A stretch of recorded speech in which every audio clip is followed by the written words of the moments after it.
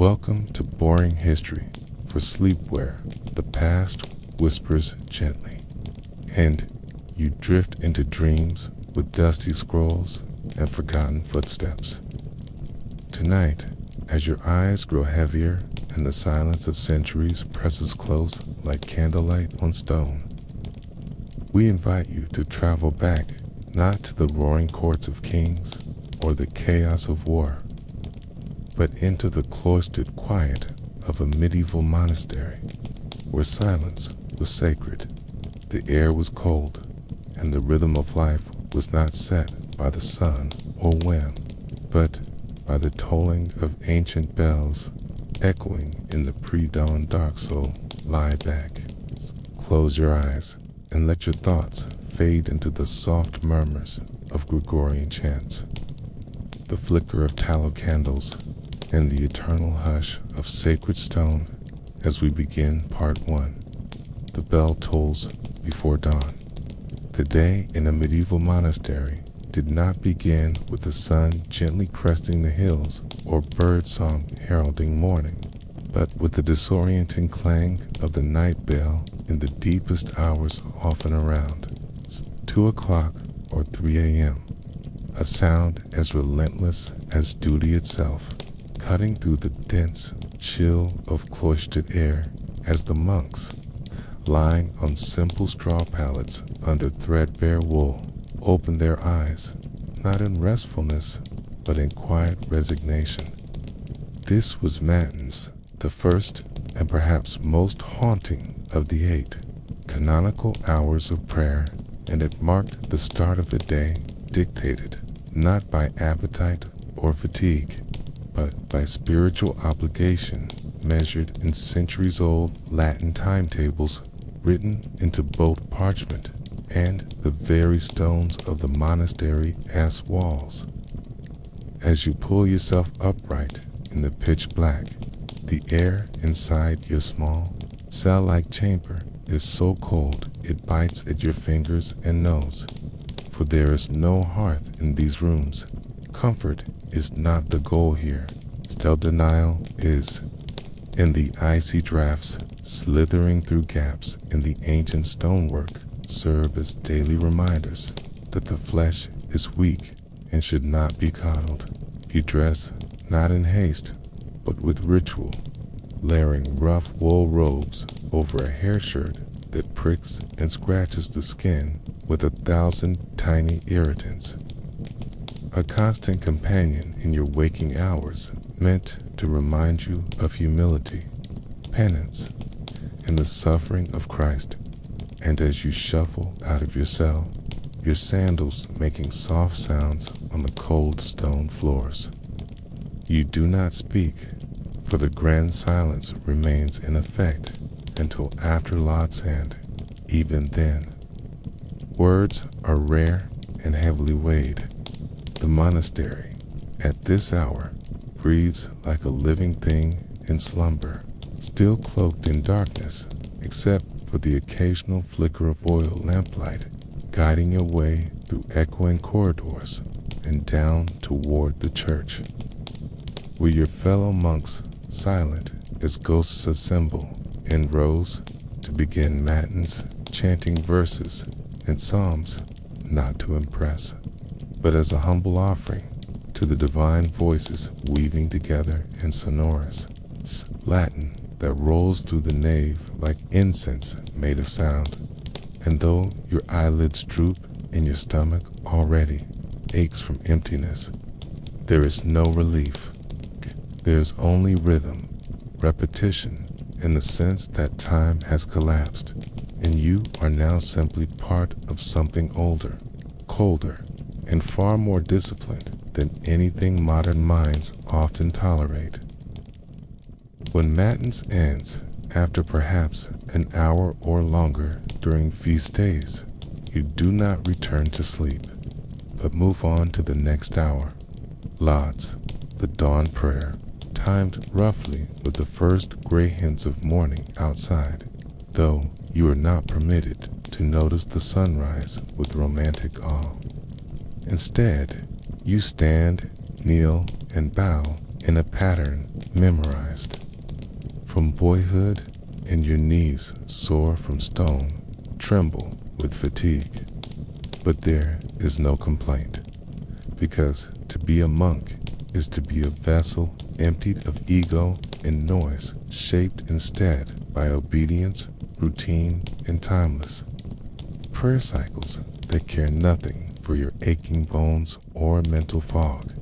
And as Lodz concludes, and the sky begins to brighten faintly beyond the narrow slits of monastery windows, you are permitted your first morsel of sustenance. If today is not a fasting day, which, depending on the season, may still mean stale bread and watered ale eaten in total silence beneath the watchful eye of the prior. The first meal, if you can call it that, is taken in the refectory, where the wooden benches creak beneath you and a single monk reads aloud from scripture or the writings of church fathers, while the others chew slowly, methodically, never speaking or making unnecessary movement. And in this way, even eating is a form of discipline, not pleasure, a moment to nourish the body, just enough to serve the spirit more fully throughout the long, harsh day ahead, which will soon be filled with labor, transcription, more prayers, and chores designed not just to maintain the monastery, but to humble the soul through constant repetition and denial of personal preference or rest. As you file out of the refectory, the day truly begins, not with sunrise joy or any sense of energetic purpose, but with a kind of enduring surrender to a schedule carved out by centuries of repetition, where every hour has a duty and every duty is designed to quiet the self, so that the sacred might echo louder in the absence of distraction. And as the cold air clings to your robes and the bell begins to toll once again, perhaps calling you to the garden, to the scriptorium, or to clean the latrines, you understand, if only faintly, why so few would last a single day in a place where time moves differently, where every sound is sacred, every moment is accounted for, and every desire is to be extinguished in the pursuit of a higher silence. In the medieval monastery, the body was not seen as a vessel to be celebrated or adorned, but rather as a problematic, dangerous thing, ever-present battlefield where desire, temptation, cave, and indulgence constantly threatened to invade the sanctity of the soul, and thus everything related to the physical form. From what you wore to how wore, if you cleaned yourself, was governed by rules that were as much spiritual as they were practical, with layers of symbolism embedded in even the coarsest piece of cloth or the absence of a regular bath. For the true monk did not seek comfort in cleanliness nor pride in appearance, but practiced a humble war against vanity and the flesh through the conscious wearing of discomfort as devotion. Each morning, before beginning the day's physical labors or returning to the divine offices, you would wrap your body in a set of garments that, to the modern mind, might seem primitive and unbearable, beginning with a sillis or hair shirt, a coarse, scratchy tunic often made from horsehair or similarly irritating material, deliberately designed to chafe the skin and provoke a low-grade, constant discomfort that served as a form of physical penance, a reminder with every breath bend or movement that the body is not the master, but the burden, and should be trained into submission through denial, friction, and vigilance, okay?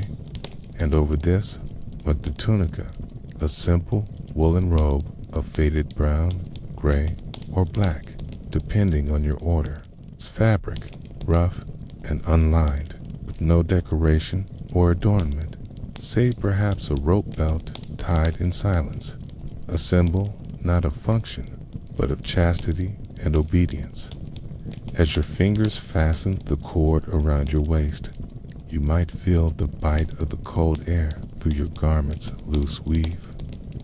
And if you were of one of the stricter orders, like the Cistercians or Carthusians, your clothing would remain unchanged for long stretches of time, sometimes even slept in, rarely washed, and replaced only when so worn or infested with lice that it could no longer serve its humble purpose.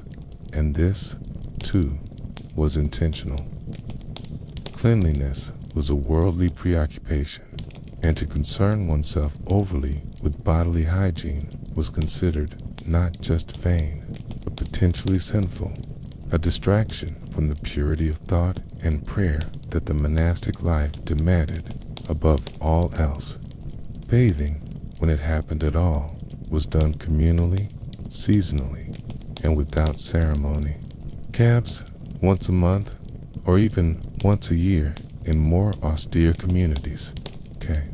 Monks would be permitted a simple washing of the body, more for the sake of health than comfort, and even then.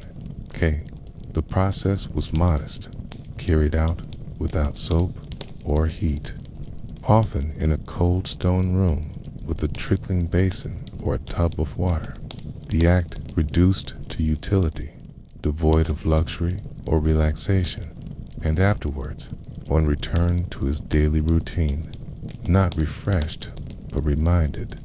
The body exists to serve the soul, not the self, and to feel cold, chafed, and dirty was, in a sense, to feel properly aligned with one's divine path.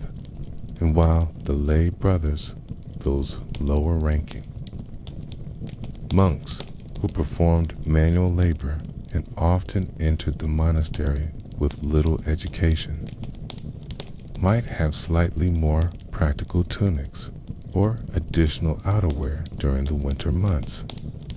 Choir monks who performed the sacred liturgy and copied texts in the scriptorium were expected to maintain stricter standards of austerity, often enduring harsh weather and long hours in drafty, unheated chambers in robes, stiff with sweat or damp with cold, and if a monk was ill, he was not given softer clothing, but perhaps merely permitted to lie down in his cell, more often covered in the same scratchy wool that served as both bed clothes and daily wearbead, because even sickness was to be endured in silence.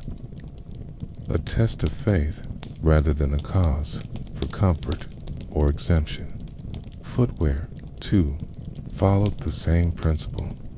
Sandals in the summer, perhaps nothing at all in the monastery itself, where the stone floors sucked the warmth from your soles, and in colder months, rough leather boots without lining, worn until cracked or broken, repaired if possible, discarded only when useless, and never replaced for style, comfort, or self-expression. Indeed, to care too much about the condition of your clothing, to ask for new robes before your old ones had fallen apart entirely, would mark you not as prudent, but as prideful. A monk still clinging to worldly comfort rather than embracing the ascetic ideals your order expected of you from the moment you took your final vows. And yet, for all their discomfort, these garments served a dual purpose beyond penance and humility. They created uniformity and erased identity, rendering each monk visually indistinct from his brothers, so that no man could elevate himself above another.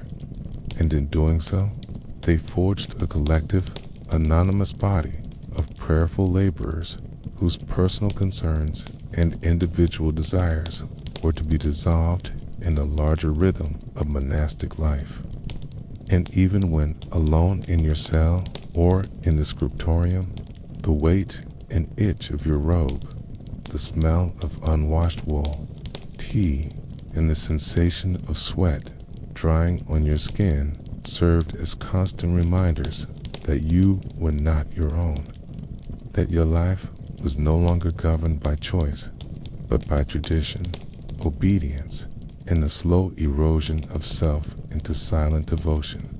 By the time the second bell of the day sounded, and you were making your way to work, perhaps in the gardens, perhaps in the cold confines of the library where you would transcribe sacred texts by dim candlelight, your garments had already begun to shape your mood, your posture, and your very thoughts, dulling the senses and focusing the mind, keeping you uncomfortable enough to remain alert, humble enough to remain obedient, and modest enough to keep your eyes downward, your hands steady, and your prayers uninterrupted by the flickering vanities of memory, longing, or even hope beyond the monastery's high, damp walls.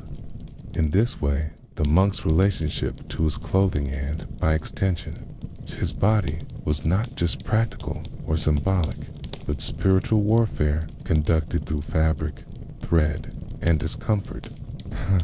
A lifelong struggle to master the flesh, not through punishment alone, but through quiet, relentless discipline, where every scratch, every itch, and every chattering tooth served as one more reminder that paradise was not of this world, and that to reach it, one must first leave behind everything soft, everything personal, and everything that once made being alive feel easy, warm, or clean. In the modern world, time is often measured by choice, by productivity, or by fleeting moments of leisure carved between responsibilities, but within the austere and immovable walls of a medieval monastery. Time did not belong to the individual, nor did it bend to personal needs, desires, or fatigue. Instead, it moved according to an unchanging, sacred rhythm dictated by divine obligation and enforced by the tolling of iron bells that carved each day into a succession of silent obediences, demanding that every hour be filled with either prayer or labor, often both, and allowing no such indulgences as weekends, holidays, or anything resembling a break from the heavy, grinding wheel of monastic routine that defined not only your actions, but your very conception of self. The structure of your day began long before dawn and ended long after dusk, divided rigidly by the liturgy of the hours, matins, lauds, prime, terce, sext, none, vespers, and complinand, though these made sound to the outsider like abstract rituals or ceremonial milestones. In the life of a monk, they were not mere moments, but the skeleton of existence itself, determining when you rose, when you prayed, when you worked, when you ate, when you knelt, when you stood, and when you fell into your straw bedding again, not in peace, but in the ever-present awareness that the bell would toll again in a few hours to call you back to your duty, for rest was never the destination, only a pause in an eternal march of spiritual service that continued until your final breath, and, it was hoped, beyond.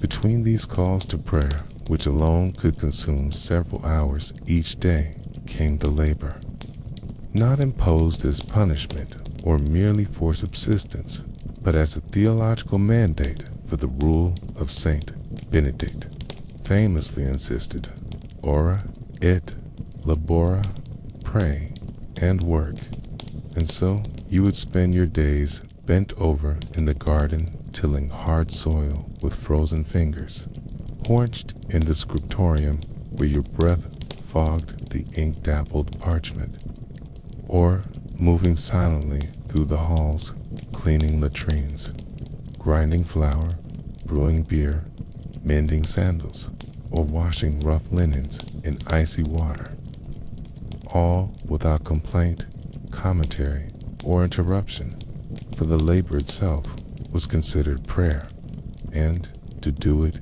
in silence, with obedience and humility, was to give yourself wholly to the monastic ideal of self-denial in every form. Even the seasonal changes brought no relief, for winter did not mean shorter hours or lighter work. It's only colder stones beneath your knees during vespers and numb fingers during chores, while summer meant longer days and earlier sunrises that pulled you from bed even sooner, and still, the schedule remained unchanged, the bell as relentless in July as it was in December, because the rhythm of monastic life did not adapt to nature, rather imposed itself over it, a divine timekeeping meant to pull the soul away from the earthly and root it in the eternal, the timeless, the rigid stillness of spiritual discipline, measured not in moments of joy, but in the absence of distraction.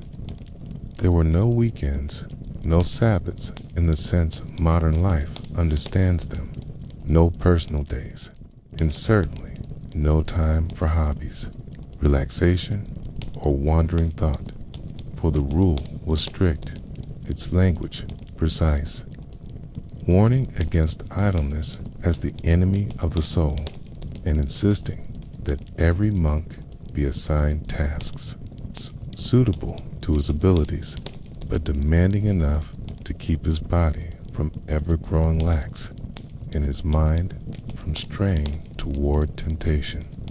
And if you found the work too hard, too repetitive, or too mind-numbing, you were reminded that the discomfort was not a flaw in the system, but a feature, designed to train your will as a blacksmith trains metal through pressure, repetition, and the slow erasure of all things soft.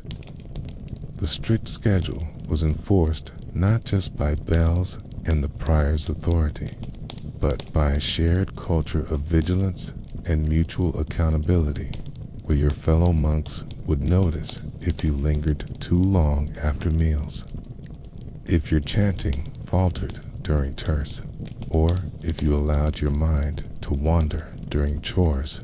And in some monasteries, correction came in the form of verbal reprimand, while in stricter communities it meant penance, extra fasting, additional labor, even temporary exclusion from the communal prayers of punishment.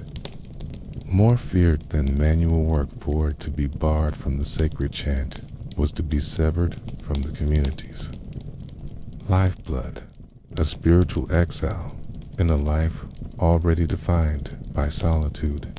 And even the concept of night was illusory, for though the body begged for continuous sleep, the monastic clock made no room for a sure rest, came in pieces, fragments between the night bell and the dawn chant, and often only a few hours at a time, punctuated by the cold stone and a sharp call of obligation echoing through the halls, so that over time your perception of hours, days, and even seasons blurred, replaced by a sense of timeless repetition, a circling back through the same chants, the same psalms, the same chores, the same meals, till your thoughts themselves softened, quieted, and became absorbed into the unending routine, the stillness within movement that defined the ideal monk's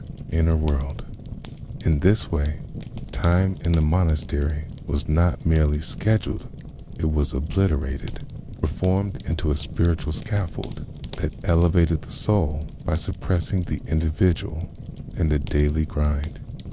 So tedious and exhausting to the modern mind was not considered suffering, but salvation through surrender, where your name, your preferences, your ambitions all dissolved into a sacred loop that did not ask for understanding, only obedience, and where the only variation came not from change, but from your increasing ability to endure the sameness with grace, humility, and above all, silence.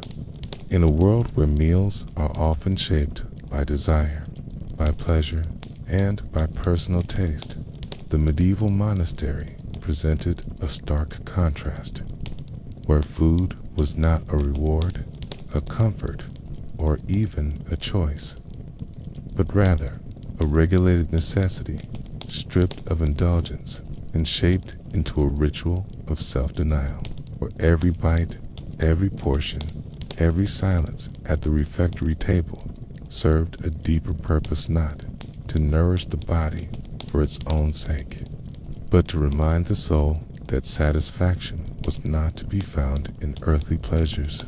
And thus, from the moment you entered monastic life, the concept of eating changed entirely, becoming less about what filled your stomach and more about what emptied your will of its worldly cravings. You would rise long before the first meal, often with a dull ache of fasting still lingering from the day before, because the monastic calendar was built not around abundance, but around scarcity. And meals were scheduled according to the liturgical cycle rather than hunger, meaning that fast days outnumbered feast days.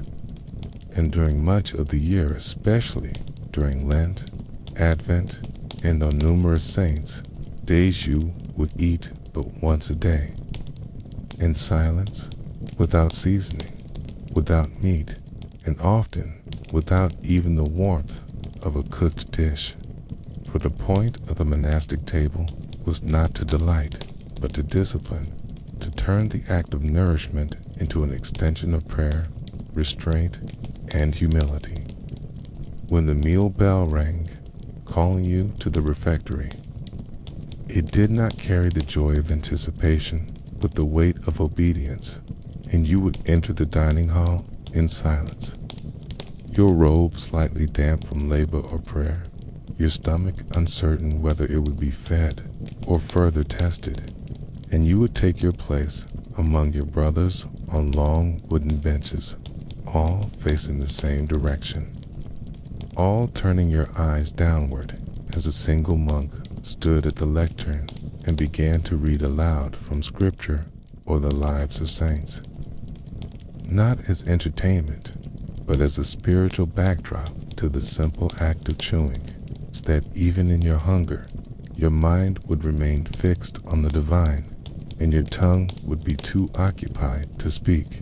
The food, when it arrived, was served without flourish, passed quietly from hand to hand, each monk taking no more than what was allotted, often nothing more than boiled legumes, coarse bread, a few root vegetables stewed in water, perhaps a weak beer or watered wine to wash it down, and though it varied slightly by season and region, the principle remained: no flesh meat, no spices, no individual preference, and no waste, only what was needed to keep the body functioning so that the spirit could continue its labor. And in stricter orders, such as the Carthusians, even dairy and fish were forbidden, with meals reduced to raw vegetables or cold grains, reminding the eater that comfort was not the goal of food, but its enemy. There was no talking at the table, no smiling or laughing, no sharing of opinions or expressions of joy. For to speak during meals was to disrupt the communal silence that was itself a kind of worship, and if you dropped a spoon, or let your bread fall. You did not apologize or laugh it off. You remained silent, still, and allowed your error to pass unnoticed. For in the monastery, even mistakes were swallowed with humility, and mealtime was not a break from discipline, but a deepening of it. Another hour in which your body was trained not to crave, but to submit, not to consume in haste, but to reflect with each bite on the holy poverty you had chosen and the detachment it demanded. And yet, this discipline was not merely about suffering for its own sake, for the rule of Saint Benedict insisted that food, though simple, should be sufficient, that monks should not be made ill by their hunger, and so the quantity, while modest, was typically enough to keep you upright and working. And the kitchen itself was considered a sacred place, with the cook appointed not for his skill, but for his humility. Often rotating each week as part of the broader schedule of labor, for to prepare food for others was itself an act of service, and to accept that food in silence was to accept the humility of dependence, the sacred bond of shared simplicity that united the brothers in a life without personal ownership or pride. The act of fasting, however, extended far beyond designated holy to sit, was a mindset, a constant state of spiritual readiness, and often included additional personal fasts, taken voluntarily as penance or preparation for prayer, where a monk might go several days with only bread and water, not out of vanity or spectacle, but as a private conversation with God, a gesture of surrender that was never spoken aloud, never praised, and often went unnoticed, because in the monastery, the greatest sacrifices were made quietly, in the heart, without recognition, and even the gnawing ache of hunger was understood as a tool for refining the soul. A fire that burned away attachment and made the inner voice clearer in the silence that followed. During feast days, when more generous meals were permitted, perhaps fish, buttered grains, fresh fruit, or even a sweet made from honey. In nuts, these small luxuries were never treated as indulgences, but as liturgical honors, extensions of the celebration rather than lapses in austerity, and even then, portions remained measured talk, remained forbidden, and the mood solemn rather than festive, for even joy was regulated in the monastery, bound to sacred rhythm and made holy through restraint. And what might seem like meager fare to the outside world was, in that context, a profound expression of spiritual order and sacred intention. And perhaps most revealing of the monastic relationship with food was the way in which the sick were fed for those in the infirmary, where illness allowed small exceptions. Meals might include soft eggs, broth, or warm porridge. Yet these changes were not requested, but prescribed, and once recovered, the monk returned not only to his labor, but to his stricter diet, without question, without complaint, and without any expectation of indulgence, for the body, even in sickness, was to be served, but never served itself. And every spoonful swallowed in weakness was meant to restore the soul's vessel, not to comfort its occupant.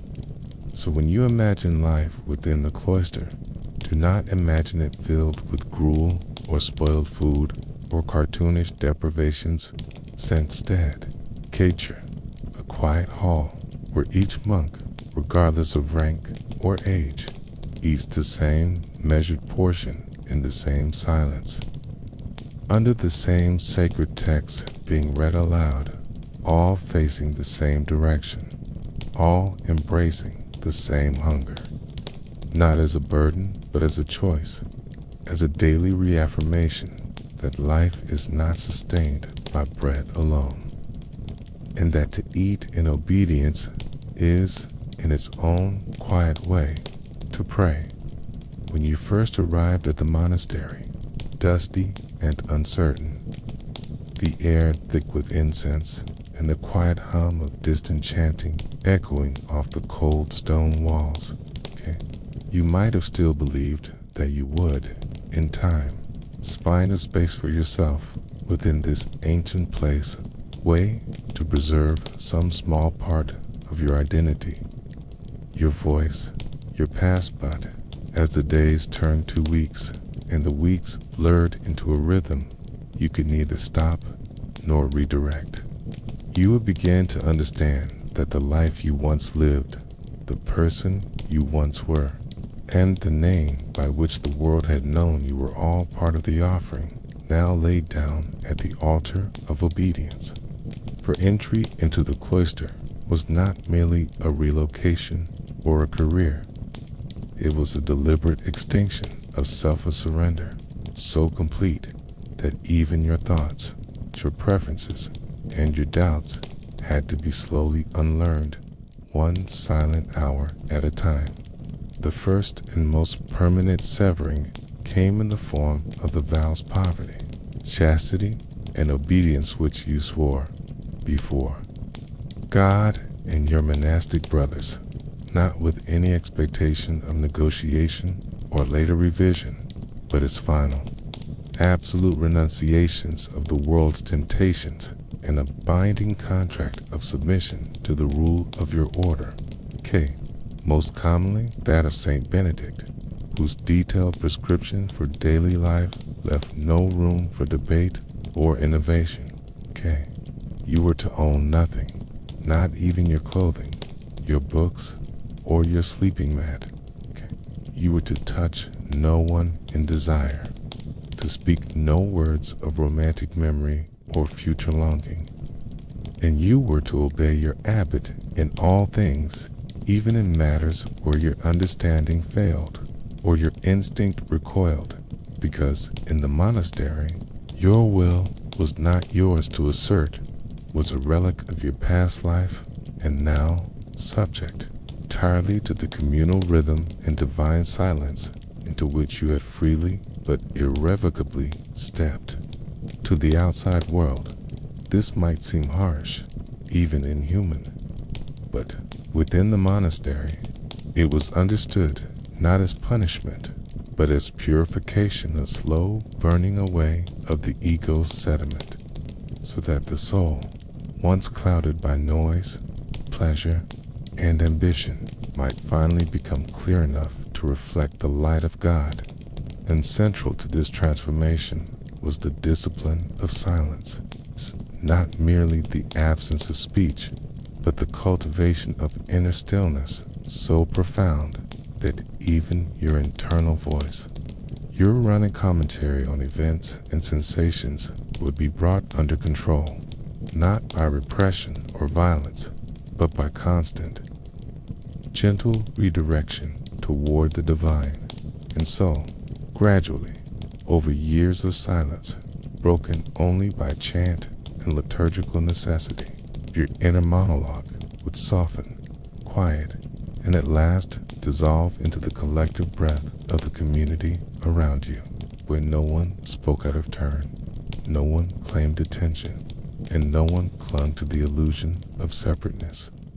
Even your name would change or vanish, entirely replaced either by a religious title such as Brother John or Frater Matthias, or in some stricter communities by your rank or function.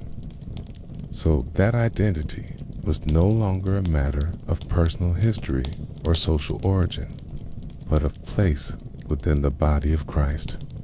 And just as the organs of the body have no ambition to exchange roles, you would be expected to live, breathe, pray, and die within the limits of the position you have been given, whether that be as a gardener, a copyist, a cook, or a doorkeeper, and to see each of these roles as equally sacred, equally small, and equally sufficient for salvation.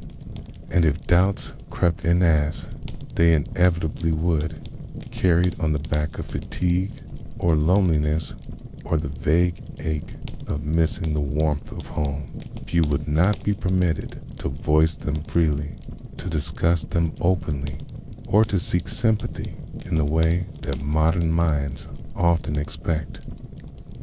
Instead, you would be instructed to confess them in spiritual direction, to bring them to God in prayer, and to redouble your efforts at humility and obedience, for the monastic path was not one of emotional indulgence, but of spiritual formation.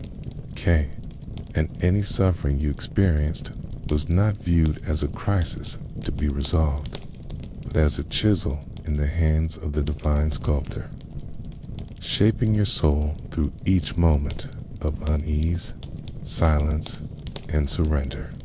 This transformation was not immediate, unfolded over months and years, a long unraveling of the self through repetition, discomfort, and sacred monotony.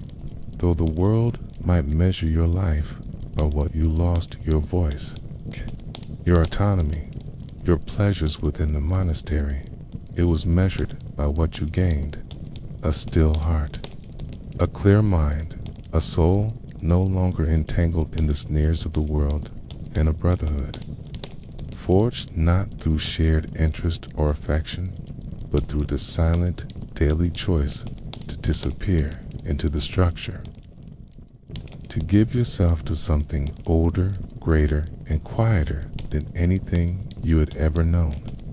And so you would wake, kneel, chant, labor, eat, kneel again, sleep in fragments, and rise again the next day, not as you, but as one breath in a centuries-long exhale of faith, discipline, and surrender.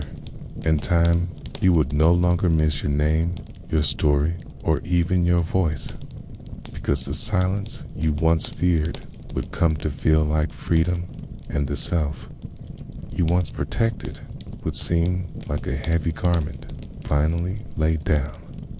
When you first crossed the threshold of the monastery, the heavy wooden gate closing behind you with a sonorous finality that seems to seal out not only the world you left behind, but the very idea of movement, of noise, of warmth through, are not stepping into a place designed for comfort or for beauty in the worldly sense, but into a structure that is itself a kind of prayer, a physical embodiment of monastic values rendered in cold stone, hard lines, and deliberate austerity, where every hallway is a conduit of discipline, every chamber an echo of solitude, and every surface a mirror for your spiritual nakedness.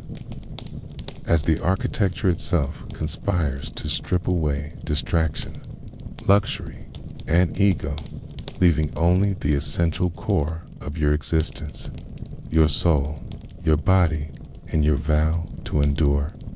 The monastery is not built to accommodate the desires of its occupants, but to transform them through quiet force.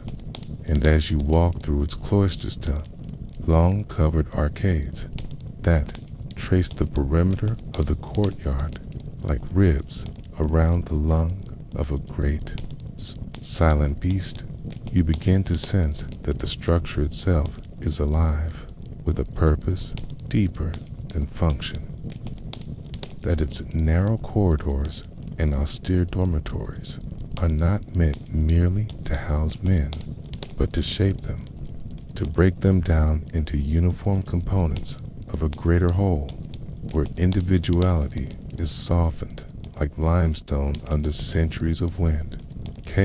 And the echo of your footsteps becomes a rhythm you will hear for the rest of your life, a kind of heartbeat for the building, slow, hollow, and constant.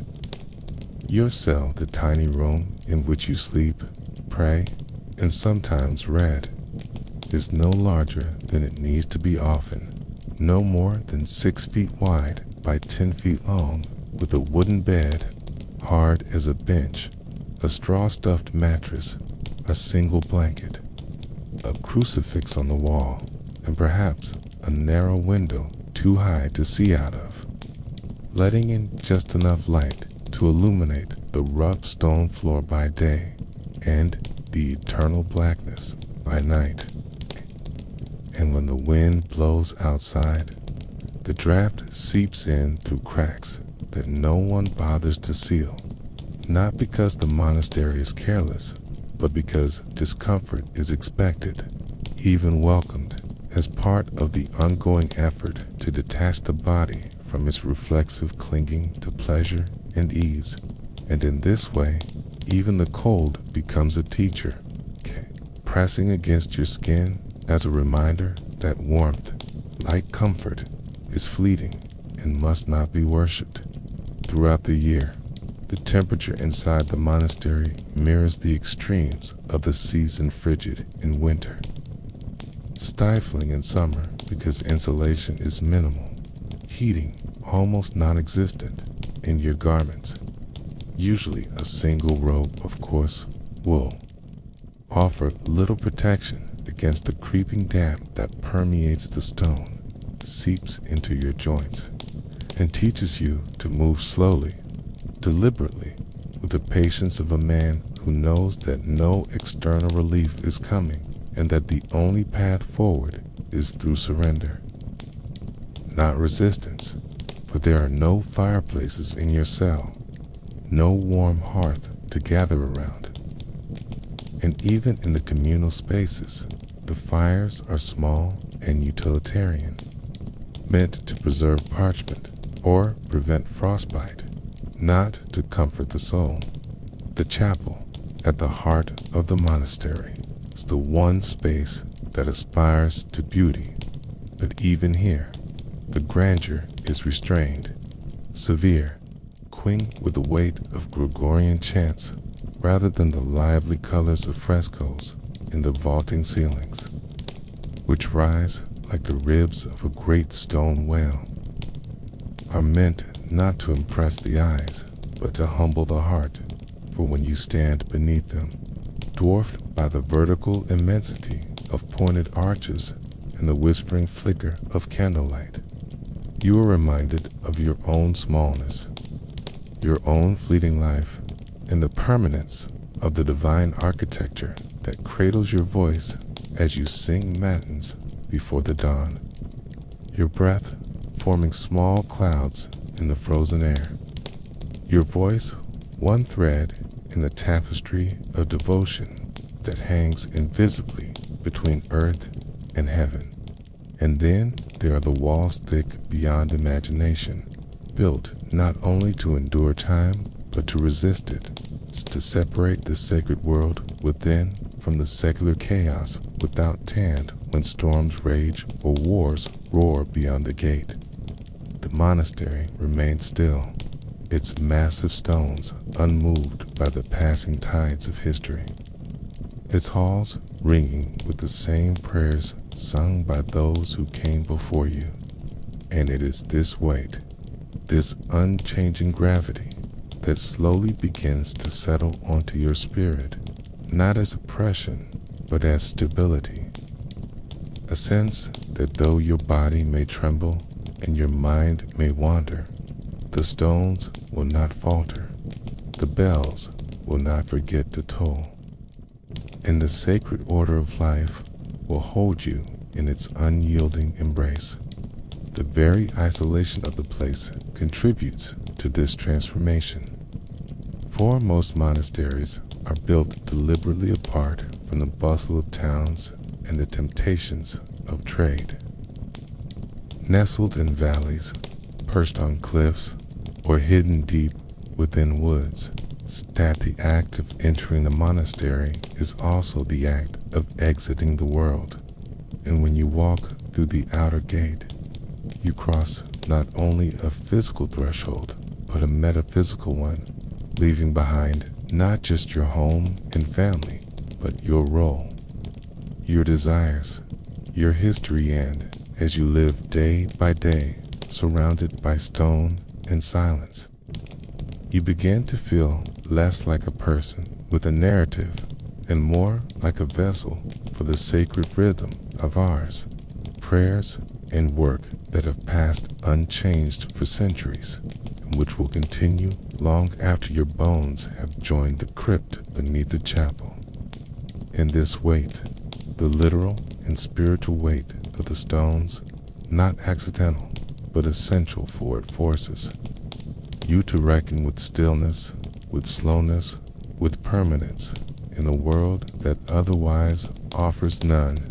And when you kneel on the cold floor during vigils at 2 o'clock a.m., the stone biting into your knees, the only sound the rustle of robes and the breath of your fellow brothers, you are not merely enduring discomfort.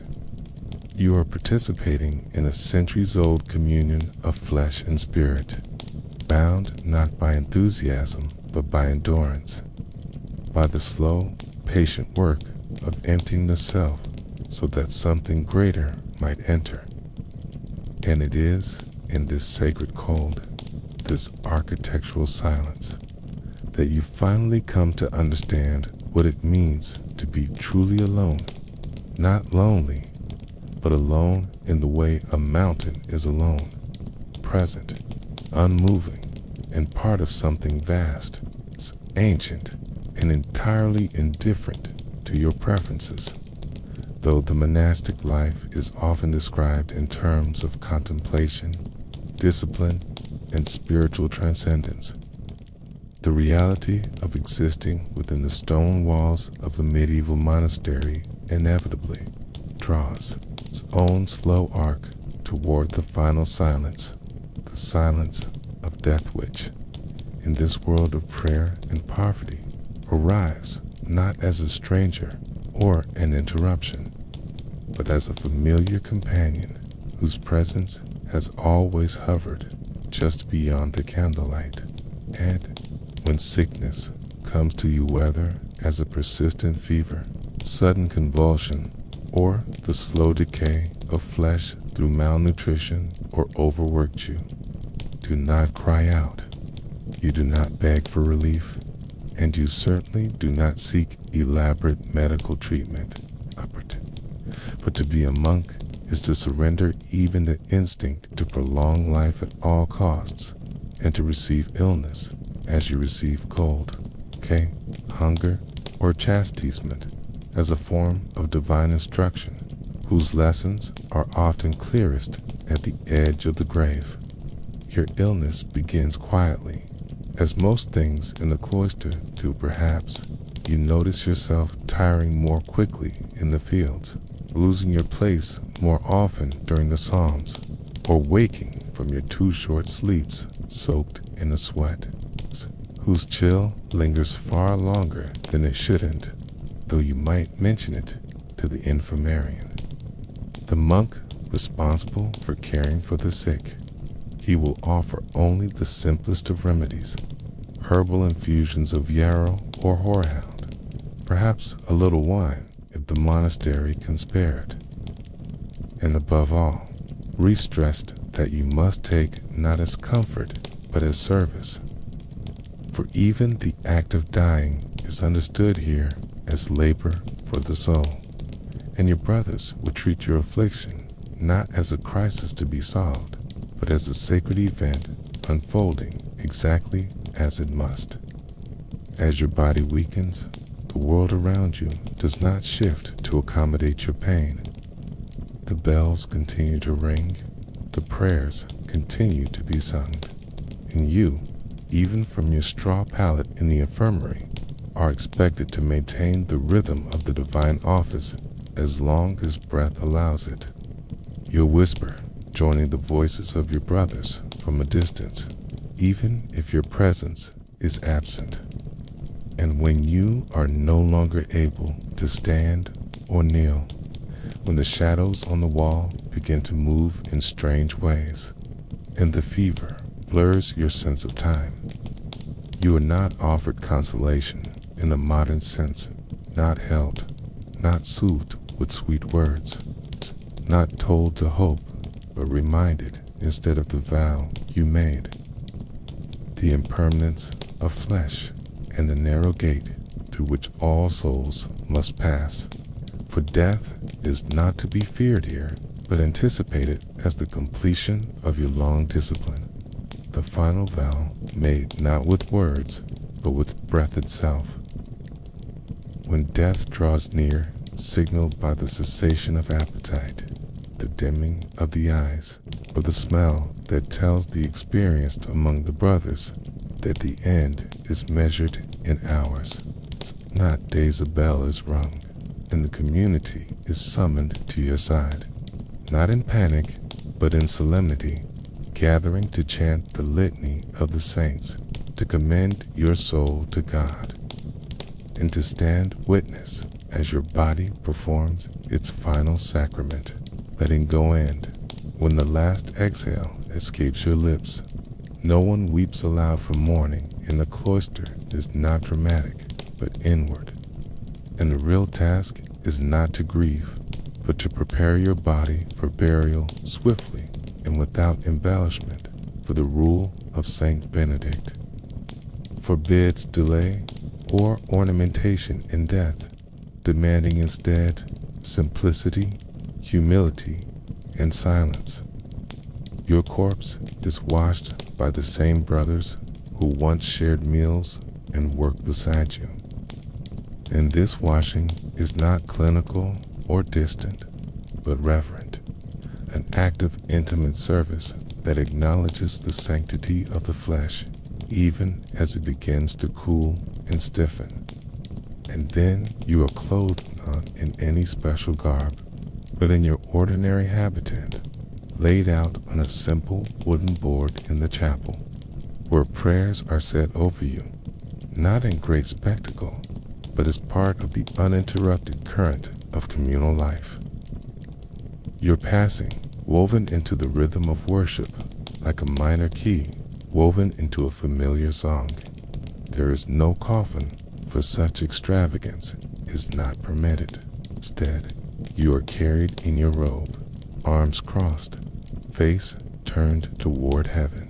It's the monastic cemetery, usually just beyond the garden walls, enclosed, quiet, marked by simple stones or wooden crosses, and there, in a shallow grave, dug by the hands of your fellow monks, you are laid to rest in the earth with neither fanfare nor family, only the chants of your brothers, the scent of incense, and the toll of the bell that once marked your rising, your working, your praying, and now marks your final silence.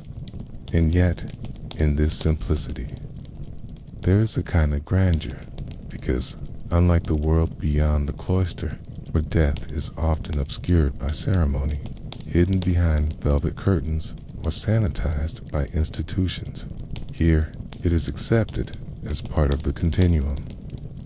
A step no different in essence than dawn breaking over the cloister walk, or a psalm whispered in the dim chill before. Matanzan, though your name may fade from memory, your bones will rest among those who lived as you lived, suffered as you suffered, and died not as men of renown, but as servants of rhythm, silence, and surrender. No monument will mark your life. No one will inscribe your achievements or record your doubts, but in the daily prayers of your surviving brothers. Your name will be uttered one last time during the reading of the necrology, the list of the dead, and then you will join the silent host of those who came before, buried in rose-like verses of a long psalm, waiting not for legacy or remembrance, but for resurrection. From the moment you cross the threshold of the monastery and profess your final vows, poverty, chastity, and obedience, spoken aloud before your abbot and God in the flickering presence of the altar, are no longer simply a man, but a monk, okay? And in the eyes of the church, of the law, and most critically, of your own immortal soul, this transformation is irreversible. A solemn contract written not in ink, but in flesh, in silence, and in the slow sacrifice of your former self, so that even the mere thought of leaving the cloistered life is considered not only an act of disobedience, but one of spiritual treason. And the walls that surround you, while made of stone, are in truth held together by centuries of expectation, tradition, and divine threat, such that for most monks, the very idea of walking away becomes less a possibility and more a form of blasphemy, whispered only in fevered dreams or during crises of the heart, best left unspoken. And yet, despite the apparent tranquility of the daily rhythm of bells that mark the hours, is a chant that soothes the soul, the quiet hum of obedience that binds brother to brother. There are those for whom the silence becomes unbearable, and a repetition a torment. And the spiritual clarity once sought becomes instead a fog through which doubt slithers like smoke. And when that doubt becomes strong enough, when the hunger for the world outside its color, its unpredictability, its pleasures grows louder than the echo of psalms or the creak of pews. A monk might find himself imagining the impossible, escape not from prison, but from eternity. Believing a monastery in the Middle Ages is not as simple as walking out the front gate for your vows. Have legal weight recognized by both ecclesiastical and secular courts, and to break them is to enter the category of apostata. Labeled that brands you as not only disobedient, but as a danger to the spiritual order of society. For if one man can cast aside his sacred commitment, what becomes of the structure that demands total devotion? And so, the very system is designed to prevent such rebellion, not with walls and chains, but with guilt, surveillance, and the sheer difficulty of surviving outside after years or decades within. Unskilled in worldly labor, unconnected to family, and marked by a robe that makes you instantly visible in every town square, every tavern, every gate you pass, even if you manage to leave perhaps by slipping out during the hours of darkness, avoiding the watchful eyes of your fellow monks, and navigating the winding forest path by moonlight.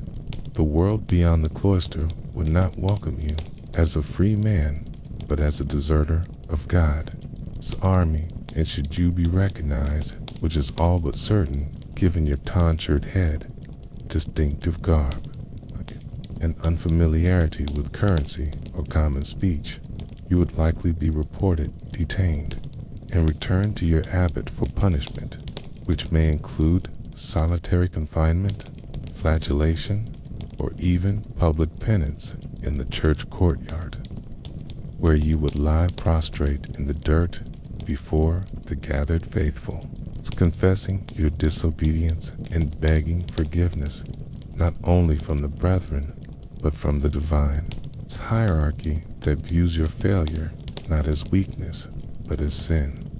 And for those rare few who are permitted to leave, usually only through official dispensation from the Pope or a bishop, and only under the most exceptional of circumstances, such as mental collapse or grievous illness.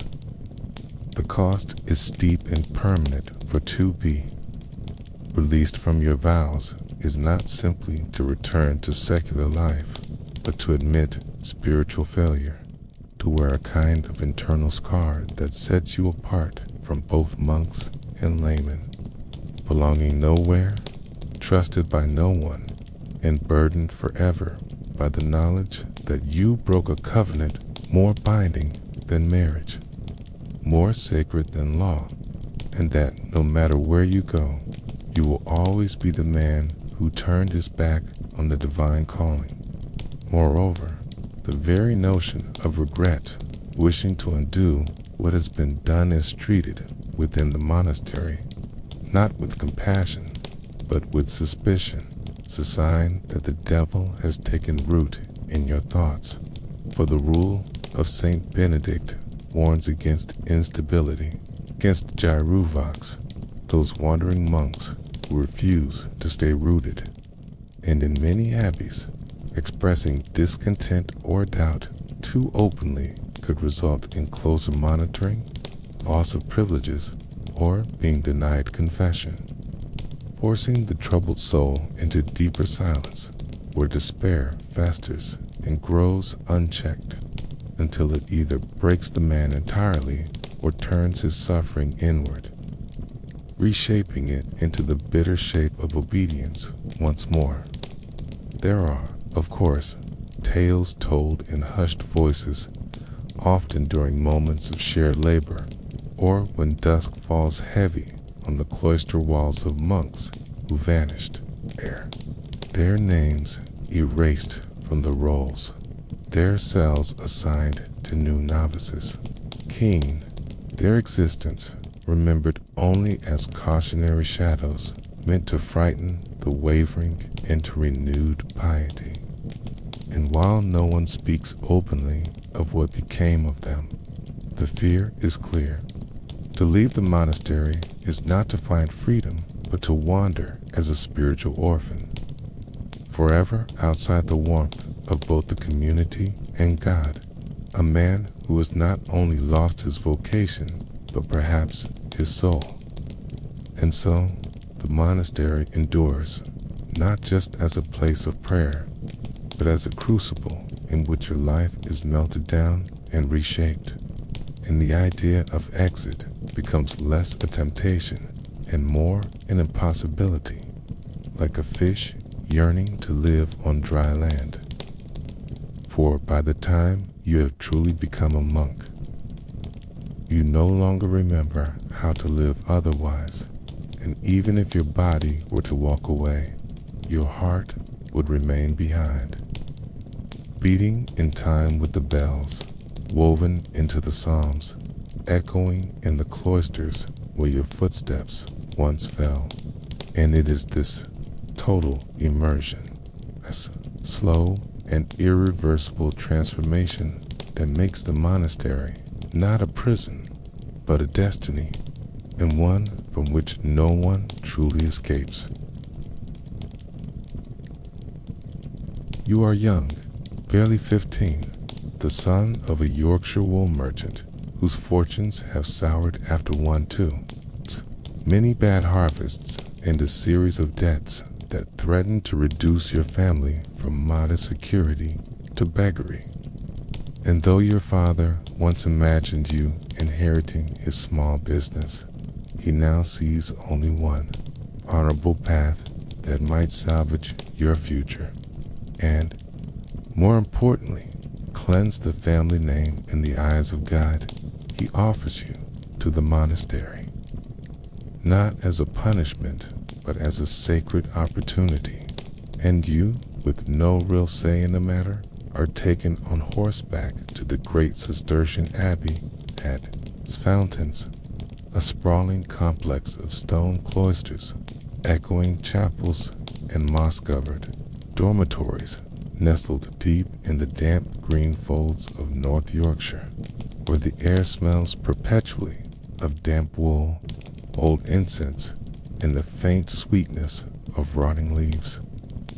From the moment you pass beneath the pointed arch of the gatehouse, everything changes.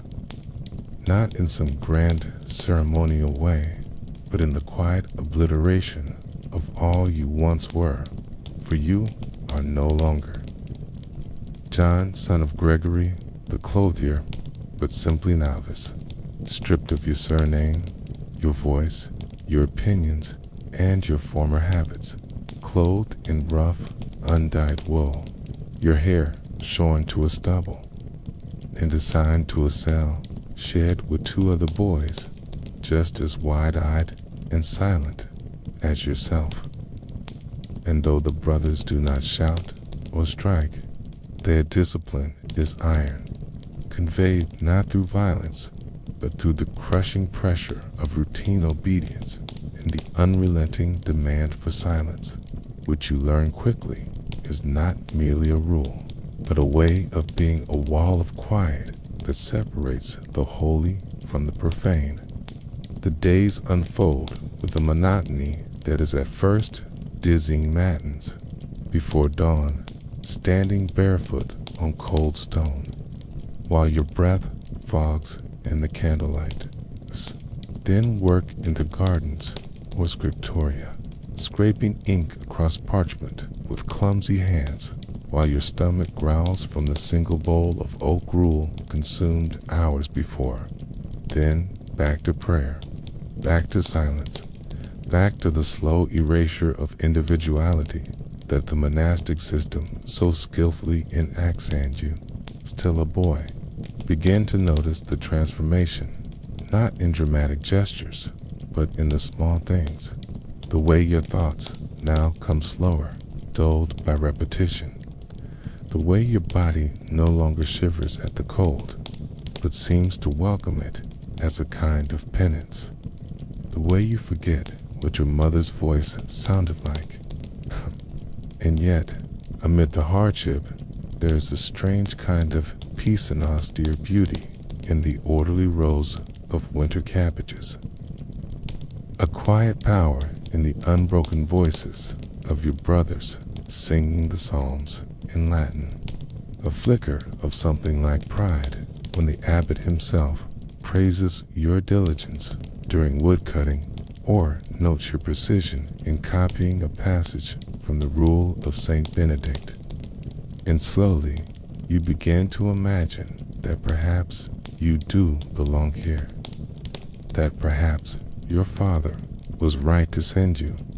That perhaps this life, harsh though it is, offers something the world outside never could. Purpose, order, and the promise of eternal reward. But even in paradise, shadows gather alone, and you soon come to learn that not all within the cloister is as holy as the chant suggests that behind the veil of silence. Jealousy festers, ambition stirs in the human heart. No matter how tightly bound in vows, still longs, still envies, still fears, and, though you do not yet understand it, the path ahead, which now seems so straight and narrow, will wind unexpectedly through doubt, ambition, punishment, and ultimately fall so dramatic that it will echo through the very stones of the abbey you once thought would be your salvation. By the time you've spent 5 full years within the stone embrace of Fountains Abbey, you are no longer the boy who once trembled at the morning bell or winced at the taste of lentil broth. Your limbs have hardened from hauling buckets of rainwater up uneven steps. Your fingers are permanently ink-stained from copying endless lines of scripture in the scriptoria. And your voice, once hesitant and small, now blends effortlessly into the choir's Gregorian chants, deep and unwavering beneath the vaulted ceiling of the Abbey Church. And though your outer life appears to be a series of repetitions, prayer, labor, meal, silence, there has in truth been a profound transformation. Then you, for the rhythms that once chafed, now sustain you, the structure that once suffocated, now protects you, and the silence that once felt like punishment has become your refuge. You begin to take pride in the subtleties of monastic life, the exact folding of your habit in the dormitory. Before, Compline, the smooth cadence of Latin rolling from your tongue without hesitation, the precise spacing of your handwriting in the margins of a psalter destined for a distant bishopric. You are no longer merely surviving this life, you are mastering it, okay? And the older monks begin to notice, okay? Their silent nods in your direction during chapter meetings, a form of praise more precious than any spoken compliment.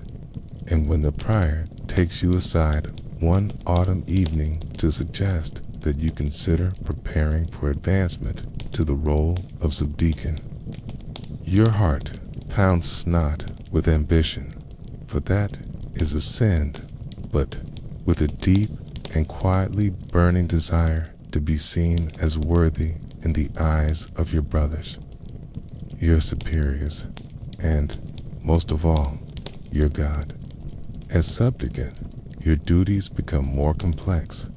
You manage the younger novices during meal service, ensure the books are properly maintained, assist in preparing the altar before each Mass, and carry yourself with an authority that is not imposed by force, but earned through years of visible obedience and internal restraint. And though you are never to speak unless spoken to, never to raise your eyes to the abbot without invitation, you are aware of the quiet respect that follows you like a shadow respect that feels perilously close to pride. A dangerous temptation in a life designed to extinguish the self. And yet, you cannot help but feel a flicker of satisfaction when the cellarer defers to your judgment, or when a younger novice clumsily imitates the way you fold your cowl after Vespers. In the still hours of night, when the dormitory is silent, save for the slow, sleep-heavy breaths of your brethren, you sometimes find yourself remembering the world outside its chaos, its warmth, its unpredictability, and, though the memories are faint, worn smooth, like the stones beneath your feet, they still stir something within you, a restlessness you do not yet understand, and though you bury it in extra prayers and harsher penances, it lingers, coiled and silent, like a snake beneath the altar cloth. Your ascent continues without public fanfare, but with steady inevitability.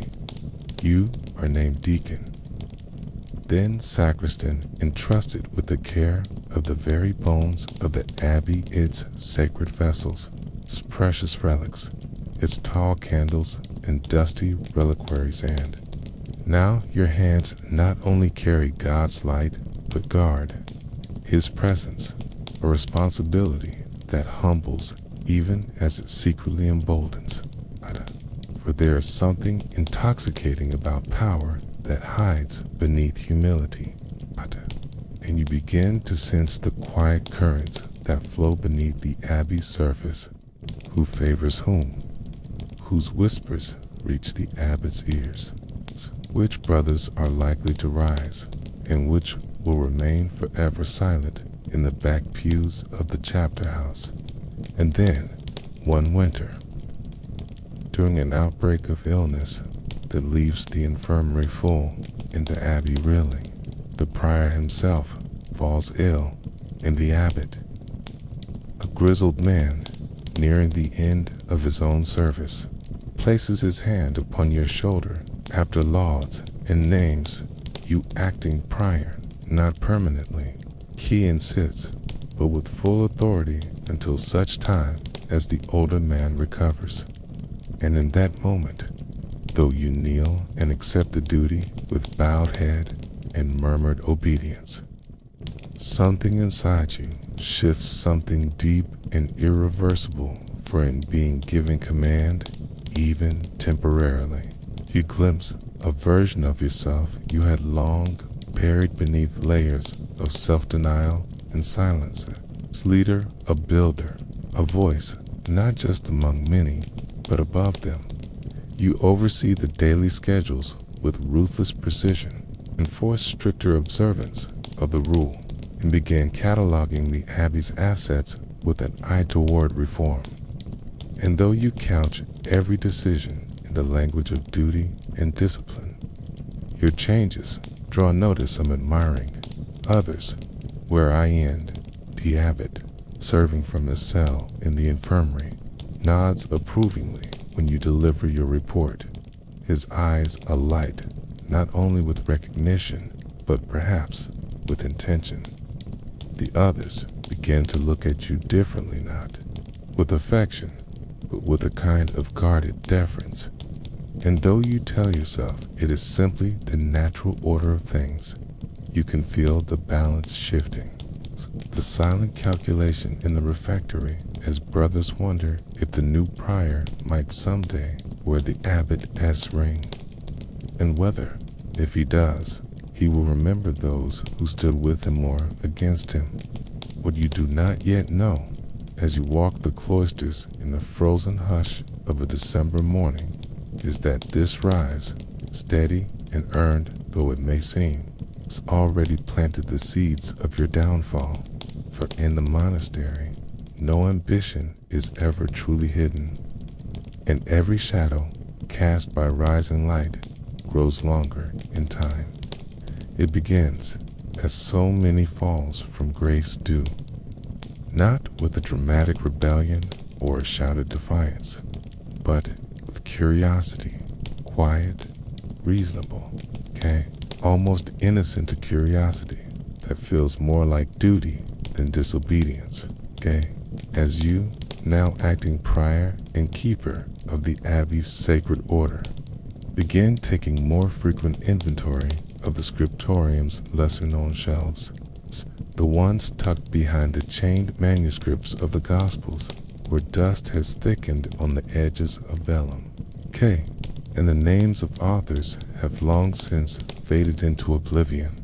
And it is in one of these dark alcoves, beneath a cracked window and beside a moldy sack of unused parchment, that you discover a book you do not recognize, its leather cover warped, its title rubbed nearly blank, its pages fragile and smelling faintly of mildew and ash, a book that does not appear in the monastery S-Master catalog, a book that speaks in Latin, but with a tone wholly unlike the Gospels, darker, stranger, older.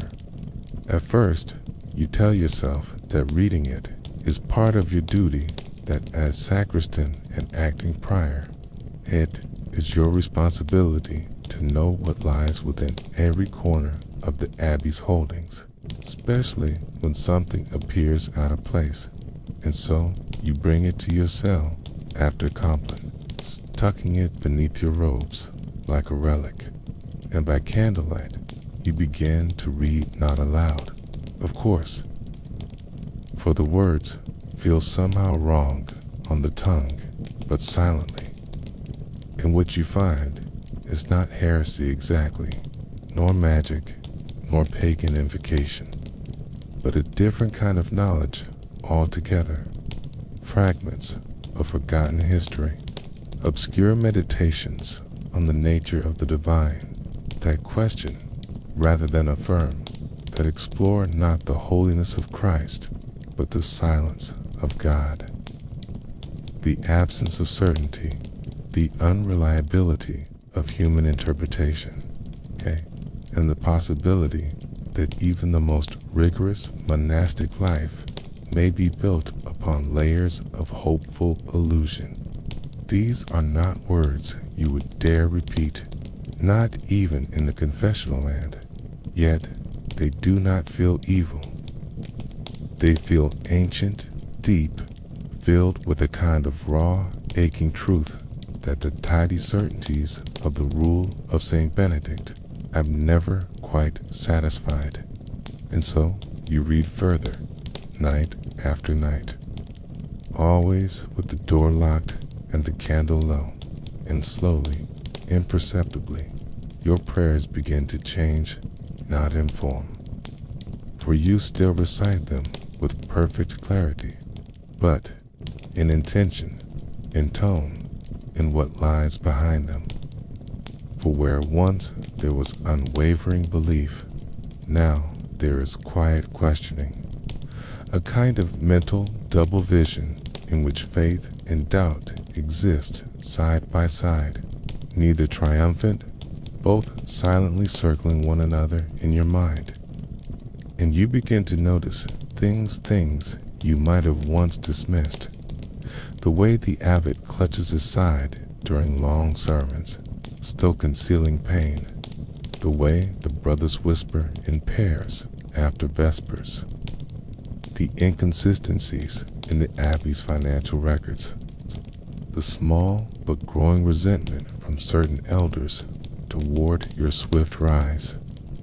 And though you say nothing, the book has taught you to see more clearly, to read between the silences, and in doing so, you begin to sense a kind of rot at the heart of your beloved institution, not moral, perhaps but structural inevitable, a slow drifting away from its founding purpose, a hardening of the heart in the name of ritual.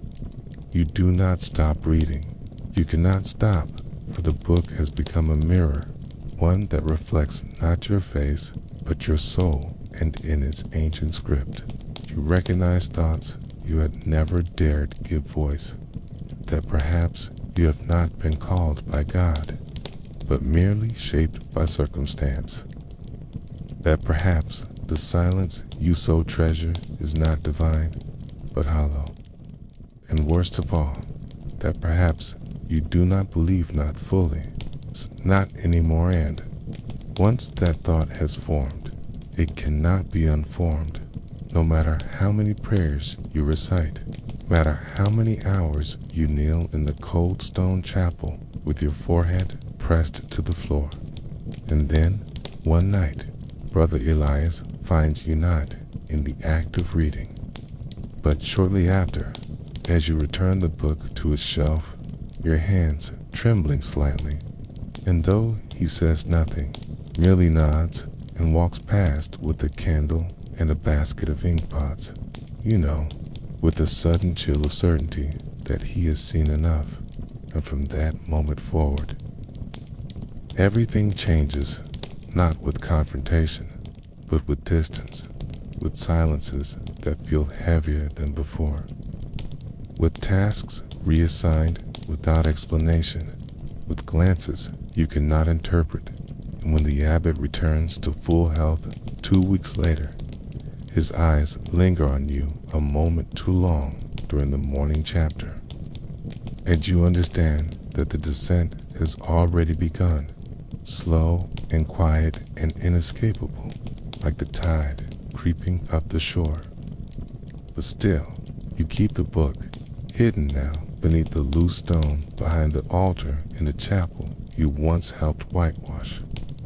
And on nights when sleep refuses you, you return to it, not for comfort, but for clarity, for a sense of something vast and unknowable that somehow feels more honest than the chants and the incense and the perfectly memorized psalms.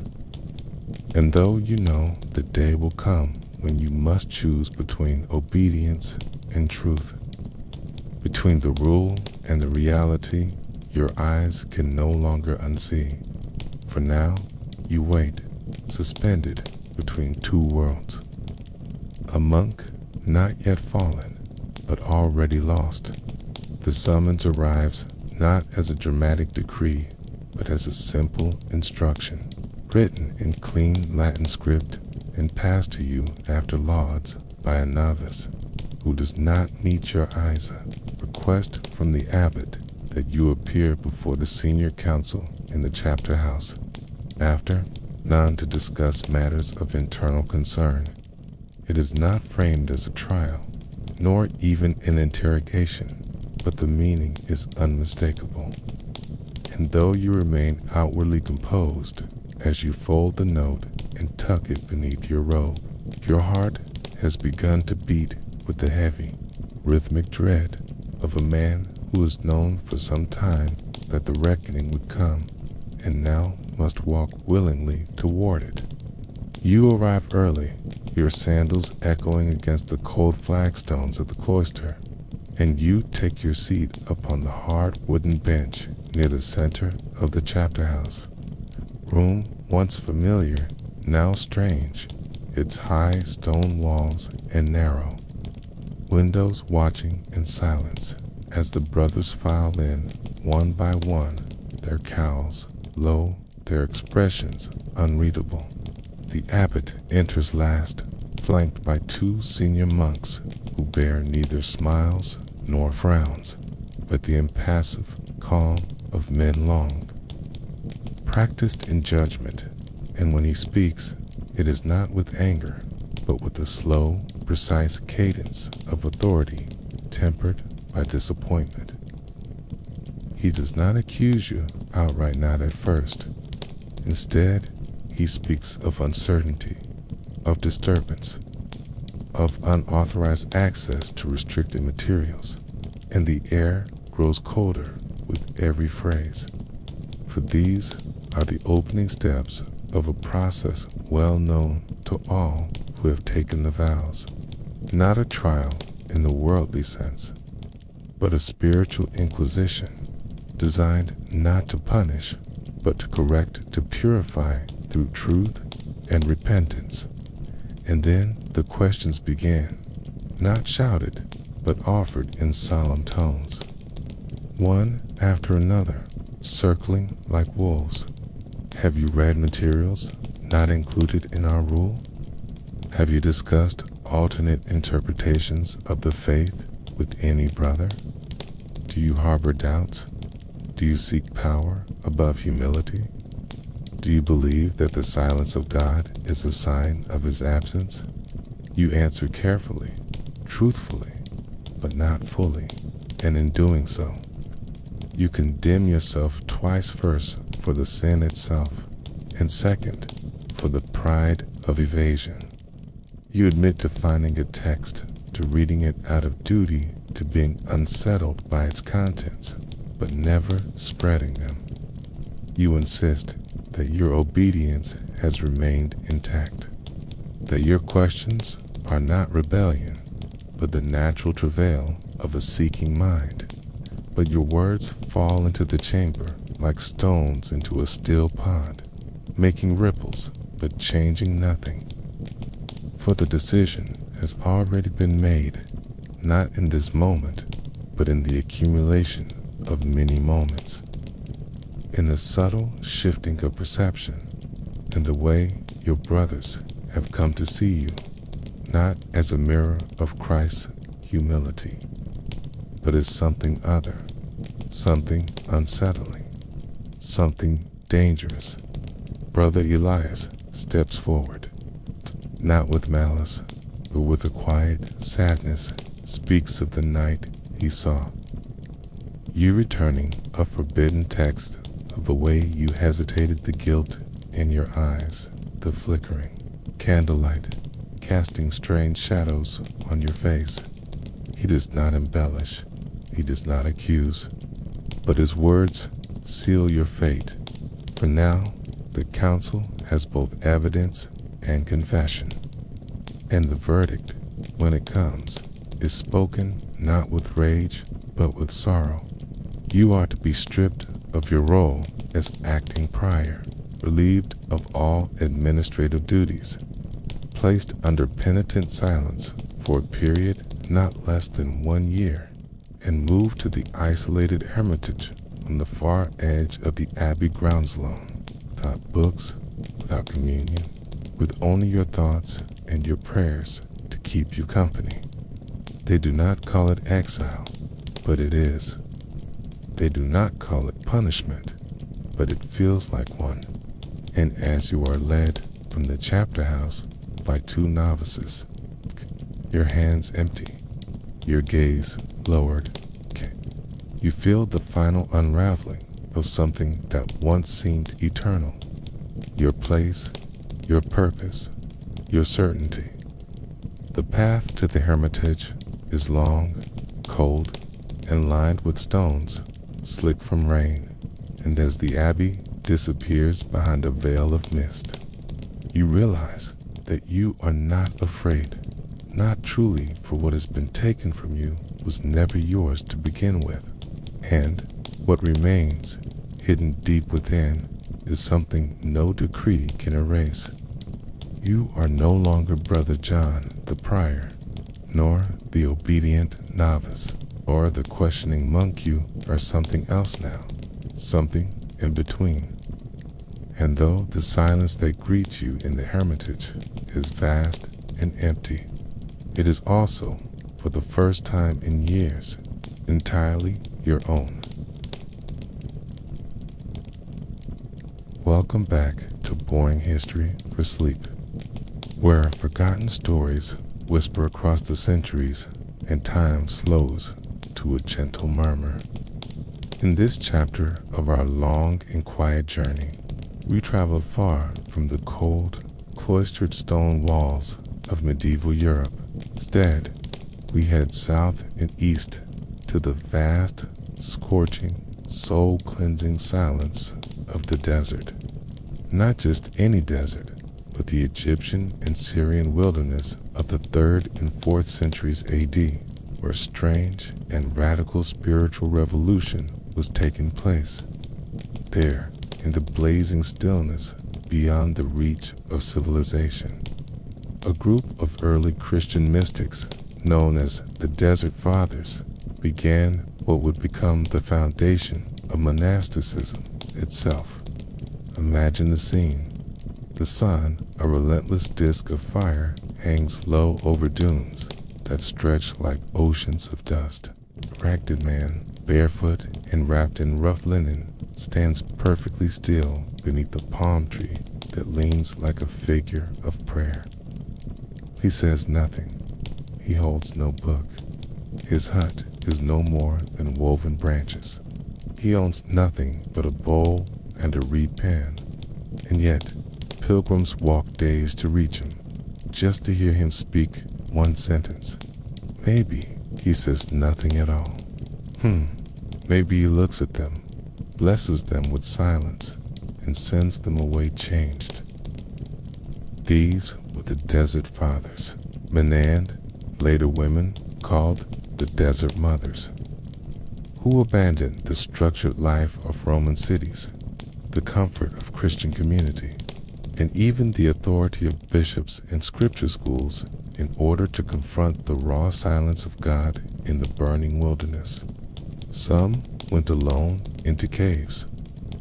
Others formed loose-knit communities where the only rule was humility and solitude.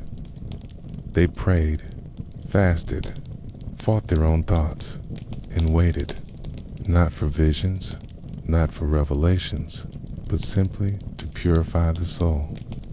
They saw the desert not as a place of death, but of stripping away. Ego, desire, distraction, it's all gone. Their words survive in fragments, tiny sayings, short parables, cryptic answers to questions about life, God, and the nature of the mind. Known collectively as the apophthegmata, patroon the sayings of the desert fathers, these snippets read more like Zen koans than sermons. One father, when asked what to do about temptation, simply said, "Flee, be silent, pray." Another, Abba Moses, once carried leaking water in a basket up a hill to demonstrate the futility of judging others. They lived simply, but thought deeply, right? And yet, their lives were anything but peaceful. If you imagine the desert as a serene escape from the world, think again. These monks battled inner demons, physical deprivation, and the collapse of the known Roman order. Some would hallucinate. Others reported visitations from angels or devils. Solitude, as they understood it, was not a comfort. It was a crucible. It revealed every weakness, every doubt, every fragment of sin. The desert was not a retreat. It was a spiritual battleground. In the case of Abba Anthony, often called the father of monasticism, the story goes that he lived in complete isolation for 20 years, emerging at last with a face shining like an angel. But what happened in those 2 decades, no one knows. His life was written by Athanasius of Alexandria, but much of it reads like legend. Battles with demons, dreams of paradise, prophetic visions. Whether fact or metaphor, his silence spoke louder than any bishop's sermon. Their practices were radical, even by later monastic standards. Fasting for days, eating only raw herbs, sleeping on the ground without cover, speaking to no one for weeks. They saw comfort as the enemy of spiritual clarity. And for all their humility, these hermits left a powerful mark. By the 5th century, their example had spread across the Christian world, from the caves of Carpathia to the mountains of Ireland. What began as a fringe movement became a spiritual ideal. But much of their world has been lost not just physically, but in tone and texture. The deserts they knew are now paved, built over, or abandoned. The monasteries that survived became institutional. Their raw mysticism, their honest confrontation with despair and silence, feels far from the structured prayers and bells of the later monastic orders we associate with the medieval age. Yet, their legacy lingers in the silence between verses, in the spiritual hunger that even modern believers sometimes feel, in the idea that holiness may be found not in rule books or rituals, but in the still, unbearable heat of simply being alone. So next time you imagine a monastery, don't begin with stone arches or Latin chants. Begin with a cave, a desert, a bowl, a body scorched by sun and thirst, and a whisper carried on the wind that says, "Be still, God is silence." As you step deeper into the silence of the early monastic world, you begin to realize something strange. These ancient figures, who gave up their names, homes, and possessions, also gave up much of their recorded history. What survives are whispers, partial fragments, anonymous sayings, and cryptic collections of desert wisdom.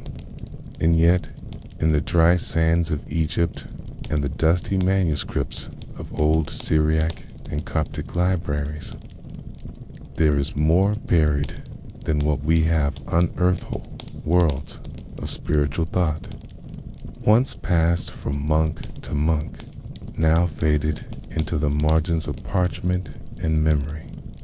These are the forgotten texts of the desert monks, not the canonical rule of Saint Benedict, which came much later, nor the polished letters of Augustine or Jerome, but rougher, stranger, sometimes darker writings, apocryphal gospels, visions, private notebooks of spiritual struggle and marginalia, scribbled on the edges of psalters.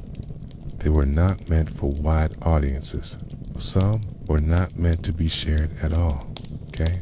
These were spiritual exercises, meditations, dreams, and warnings. Most were never copied. Many were destroyed as heretical. Others simply fell out of use when Latin Christianity moved toward structure and order.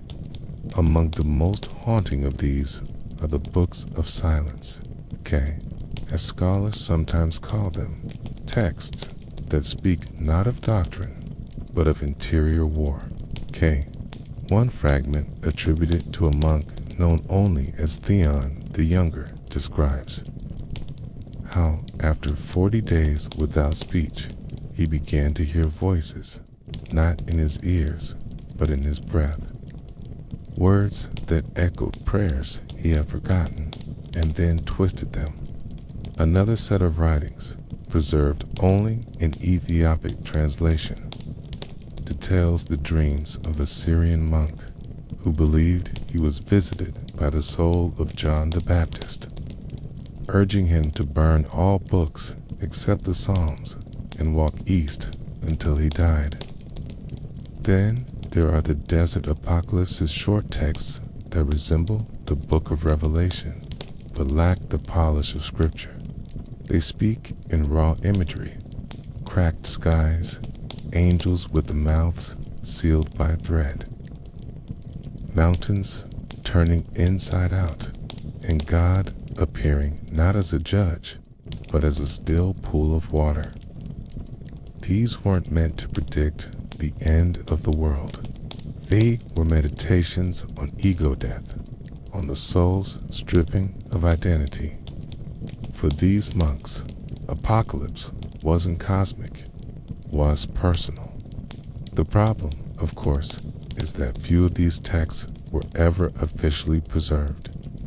The great libraries of Alexandria and Antioch dismissed them as eccentric at best, dangerous at worst. Bishops wanted order, not mystics wandering alone in the sand, writing dreams no one could interpret. And so, like footprints in the dunes, the writings of the early hermits faded. Some were physically lost to fire or conquest. Others were overwritten in later centuries, reused for new scripture, or erased to make room for official liturgy. In a sense, the very impulse of the monks to vanish, to be nothing, was fulfilled. Their words vanished with them. But not entirely. In remote corners of monasteries in Egypt and Sinai, scholars have uncovered palimpsest ancient parchments, scraped and reused. But with the ghost of the original ink still visible beneath. Infrared scans reveal lines that don't match any known scripture. One such text, nicknamed the Lament of the Hollow One, describes a monk's spiritual collapse after years in silence. I spoke once, and the sound shattered the sun. I buried my words beneath the stone, and still they chased me.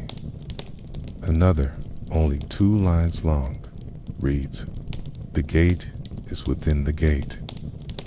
Beyond the silence is noise again. Beware the second silence." These fragments don't give us doctrines. They don't resolve debates. But they do give us something even more precious, a glimpse into minds that were not trying to be remembered. A raw, unfiltered record of inner transformation, painful, difficult, often confusing. They remind us that monasticism, in its earliest forms, was not about building cathedrals or copying sacred texts. It was about erasing the self. And that kind of erasure often took language with it. What does this mean for us now? Reading these broken whispers through translations layered over centuries of theology and interpretation. It means that the desert monks might not speak clearly anymore, but they still speak in riddles, in silence, in the absence of clarity. And maybe that's exactly what they intended. So if you close your eyes tonight and imagine the desert wind, and listen closely, not with your ears, but with your breath, you might hear them too. Those lost voices in the sand, still whispering something holy, something unfinished, something meant not for the mind, but for the soul. In the silent stone corridors of medieval monasteries, where echoes faded into prayer and time seemed to pause between breaths, not all that was hidden stayed buried. Beneath cloisters and chapels, behind bricked-up arches or sealed crypts, the bodies of monks, abbots, saints lie undisturbed or so it was once believed. But what happens when those tombs are opened centuries later, by accident, by devotion, or by the slow but persistent crawl of archaeology? The story of monastic burial is more than a history of interment. It is a story of identity, memory, and sometimes manipulation. The earliest amongst those hermits of the desert and the wilderness softened, died alone. Their bodies left in caves or covered with stones by passing pilgrims. But as monasticism became institutionalized in medieval Europe, death, too, became ritualized. Burial sites within monasteries were sacred, symbolic, and often politically charged. Most monks were buried in common ground, simple robes, hands folded, head to the west in anticipation of Christ's return from the east. But saints, abbots, and founders received special places. Sometimes they were buried beneath the altar so that every mass was offered over their bones. Others were enshrined in reliquaries' jeweled containers displaying a skull, a finger, ephemeral objects of veneration. These relics became powerful. They drew pilgrims. They attracted donations. They brought prestige to a monastery. And, inevitably, they brought controversy. By the 10th and 11th centuries, competition for relics became fierce. Entire communities sought to acquire the remains of a saint, sometimes by questionable means. The practice of furtum sacrum, or holy theft, became common. Monks would sneak into rival monasteries to steal the bones of a revered figure, believing the spiritual power of the relic would now bless their own community. One famous case is the theft of St. Nicholas's bones from Myra by Italian sailors in 1087, who spirited them away to Bari, where his remains are still venerated today. But not all relics were what they seemed. Modern investigations using carbon dating, DNA analysis, and even CT scanning have revealed that many relics attributed to specific saints may not match the age or origin of the person claimed. In some cases, multiple monasteries claim to possess the same saint's skull or different limbs from the same body. The relic trade created incentives for fabrication, substitution, or quiet acquisition. Still, it would be a mistake to see these practices as cynical or fraudulent in the modern sense. For medieval monks, relics were not just bone fragments, they were spiritual conduits. Even a small chip of a saint's femur, even if its origin was uncertain, could serve as a focus for prayer, healing, and communal identity. Faith in this world was woven not just through words, but through matter. The sacred could be touched, smelled, and even tasted. Relics were sometimes placed into communion wine or kissed in ritual devotion. And then there are the discoveries. Those chance moments when centuries of dust are brushed away and something long hidden reemerges. In the 20th century, archaeologists excavating a collapsed monastery in the French Pyrenees uncovered a sealed chamber beneath the apse, containing dozens of skeletons laid out in deliberate formation. Many were missing feet or hands, suggesting relic removal. Yet nearby were clay tablets with names and prayers, a rare example of written identity attached to monastic remains. In Ireland, the bog-preserved remains of a monk from the 8th century still bore the impression of his tonsure, the ritual haircut of devotioning, the leathery crown of his head. Perhaps the most eerie of all is the discovery of incorruptible bodies, monastic figures whose remains, according to some traditions, resist decay. St. Cuthbert of Lindisfarne, exhumed multiple times over centuries, was repeatedly described as looking as if sleeping, whether due to embalming, environmental conditions, or pious exaggeration. These bodies became objects of wonder and pilgrimage. But these tombs, these relics, these fragments of devotion remind us of something deeper, that even in death, the monastic life was about presence, the presence of memory, of holiness, of mystery. Bones were not merely bones. They were anchors for belief in a world that shifted and suffered. Monastery might crumble, its library burn, its bells go silent, but a single relic, a single hidden tomb, could preserve a connection across time. Tonight, as we drift deeper into quiet thought, imagine the cool earth beneath the monastery floor. Picture a narrow stone crypt lit only by candlelight, a simple wooden box sealed for centuries. Within it, not just remains, but a life once lived in silence, in prayer, in hope of something beyond. And perhaps, in that silence, something still lingers. Welcome back, and thank you for staying with me on this quiet journey through the veiled world of monastic life. So far, we've seen the harsh discipline of novices, the forgotten whispers of ancient texts, and the hidden secrets buried beneath stone floors. But what if you weren't just any monk?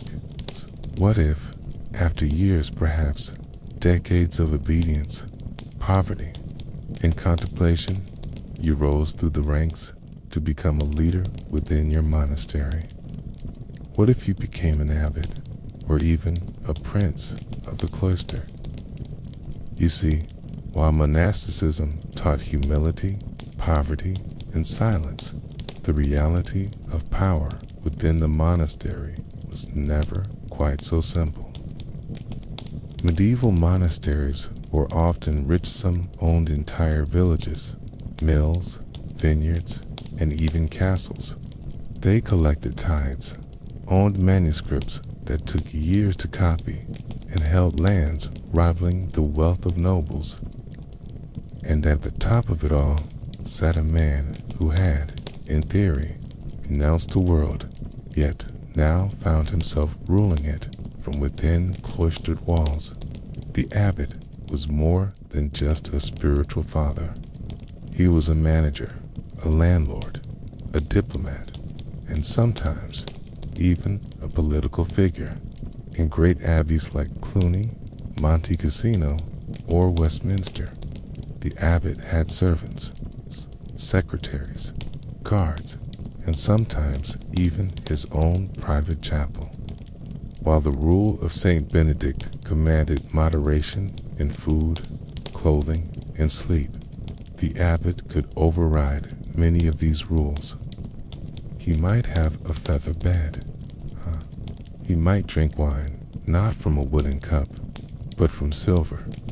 His meals were often better than those of the monks beneath roasted meats, imported spices, even sweetened fruits out of season. Of course, not every abbot lived luxuriously. Okay? In some orders, like the Cistercians, abbots maintained a stricter austerity, okay?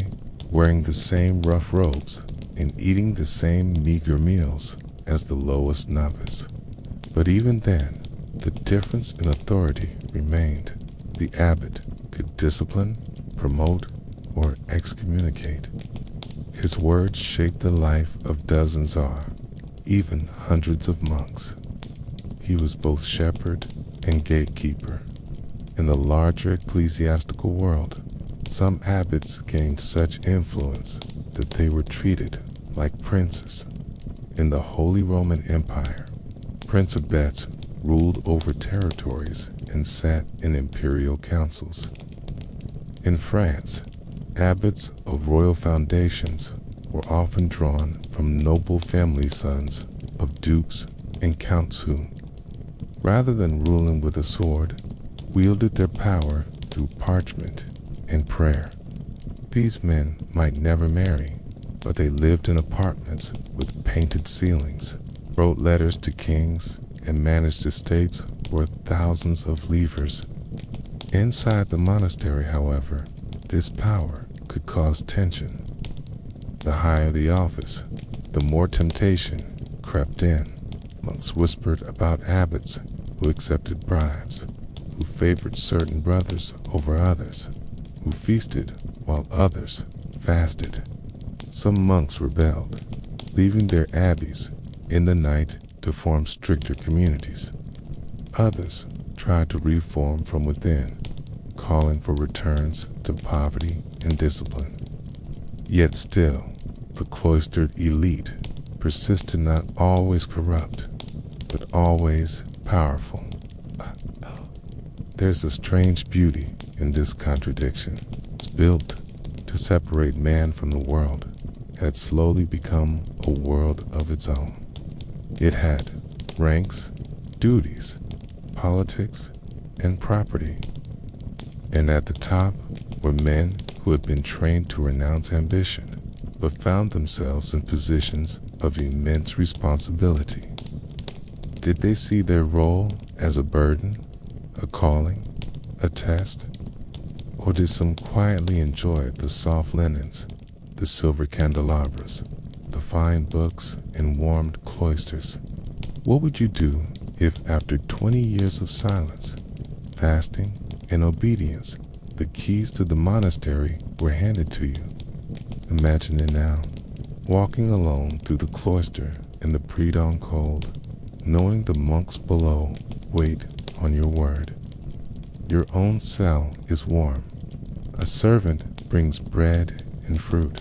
A scribe waits with your letters, one from a bishop, one from a baron, and one from the Pope's office. Outside the walls, a peasant dispute awaits your ruling. In the scriptorium, a monk seeks permission to illuminate a new gospel. In the chapel, a candle is burning, where a brother prays for forgiveness. This is the life of the cloistered elite, not one of loud power, but of quiet control. And as you close your eyes tonight, picture that balance.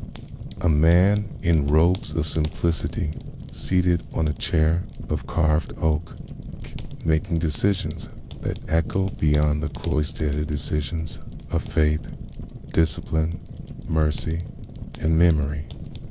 And know that within every monastery, even among those who fled the world found its way back in. As the bells echoed across the stone walls and the day's last light filtered through narrow stained glass slits, a different kind of ritual unfolded within certain cloisters, a ritual, not of silence or prayer, but of feasting. While a common monk sat hunched on a wooden bench, spooning barley stew from a chipped bowl in the refectory, Dia beat dined elsewhere, perhaps not in opulence, but certainly in privilege. Kata, set apart, reflected the paradox of monastic wealth, an institution that preached poverty, yet sometimes indulged in abundance with quiet sophistication. Let's step into one such setting, okay?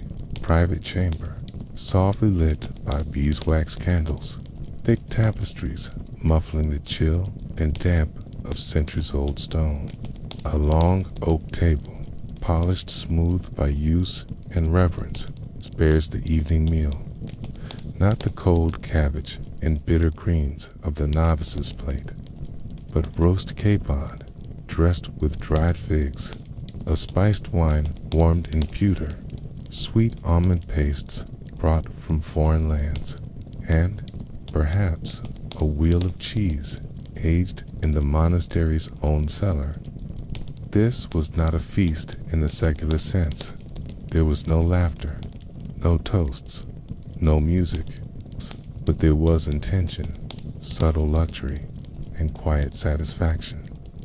See, monastic dietary rules were strict in paper. The rule of Saint Benedict forbade the consumption of meat from four-legged animals. But with time, interpretations allowed for flexibility. Fowl and fish, for instance, were not considered meat by some orders, leading to elaborate dishes involving herons, swans, or salted eels. In wealthier abbeys, monks even developed their own fish ponds to ensure fresh catches year-round. The abbot's kitchen often received the best of the lot. Moreover, exceptions were granted under the guise of health. An aged abbot might be prescribed rich foods for his constitution. A sickly brother might be allowed mulled wine or sugared almonds. These allowances, small and reasonable at first, became habits of comfort. A fine glass of Bordeaux, a bite of preserved quince, an imported saffron loaf, they became signs of divine favor, or, at least, of the monastery's prosperity. Behind these indulgences lay an entire infrastructure.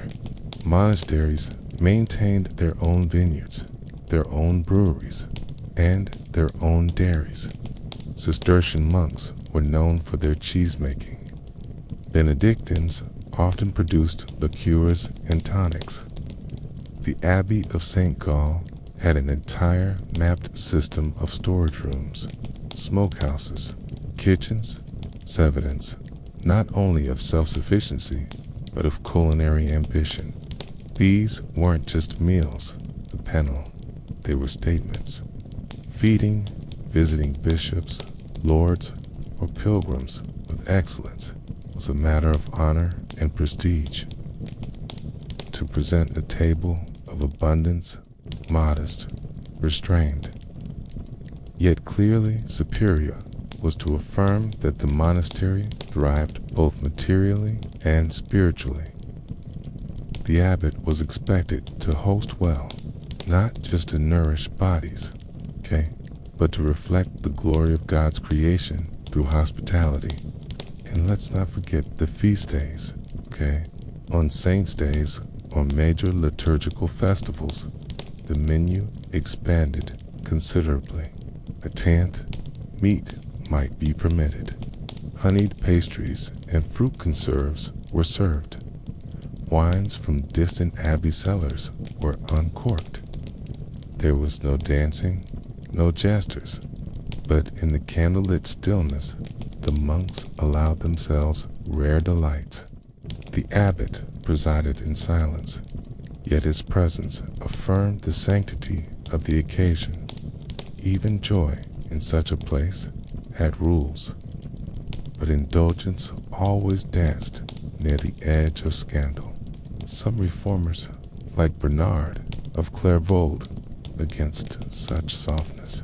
Key accused older monasteries of becoming dens of decadence, where abbots lounged like nobles, and the soul's hunger was drowned in sauces and stews. He called for simplicity, fasting, and silence, not just in speech, but in consumption. Others agreed. Newer orders stripped their meals down to cold porridge and black bread, determined to return to the suffering of Christ through every bite. Still, in many great abbeys, the abbot's table remained a place of paradox. It stood between devotion and decadence, humility and hierarchy. A silver spoon laid carefully beside a loaf of coarse barley bread. A golden goblet filled with water from the monastery well. Some abbots resisted, others succumbed, but none could escape the symbolism of their table, what it said about the monastery, about themselves, and about the delicate balance between the spirit and the flesh. So tonight, as you rest in stillness, picture a long, quiet room where monks eat in silence under the gaze of a painted Christ. At the head of the table, a man robed in simple wool, yet seated on a chair carved with lions. Before him, a meal both modest and rich, eaten with reverence and restraint. Outside, the wind moves through the cloister garden. Inside, the abbot lifts a spoon, alone in thought, bound by vows, yet surrounded by signs of the world he once vowed to leave behind. Welcome again, dear listener. By now, the shadows are likely stretching long across your room, and perhaps your eyes are beginning to close. But stay with me a little longer. What if I told you that within the stone walls of silent monasteries, beneath the humble robes of cowled monks, lay the pens that shaped kingdoms, the minds that recorded history, and the ears that gathered secrets?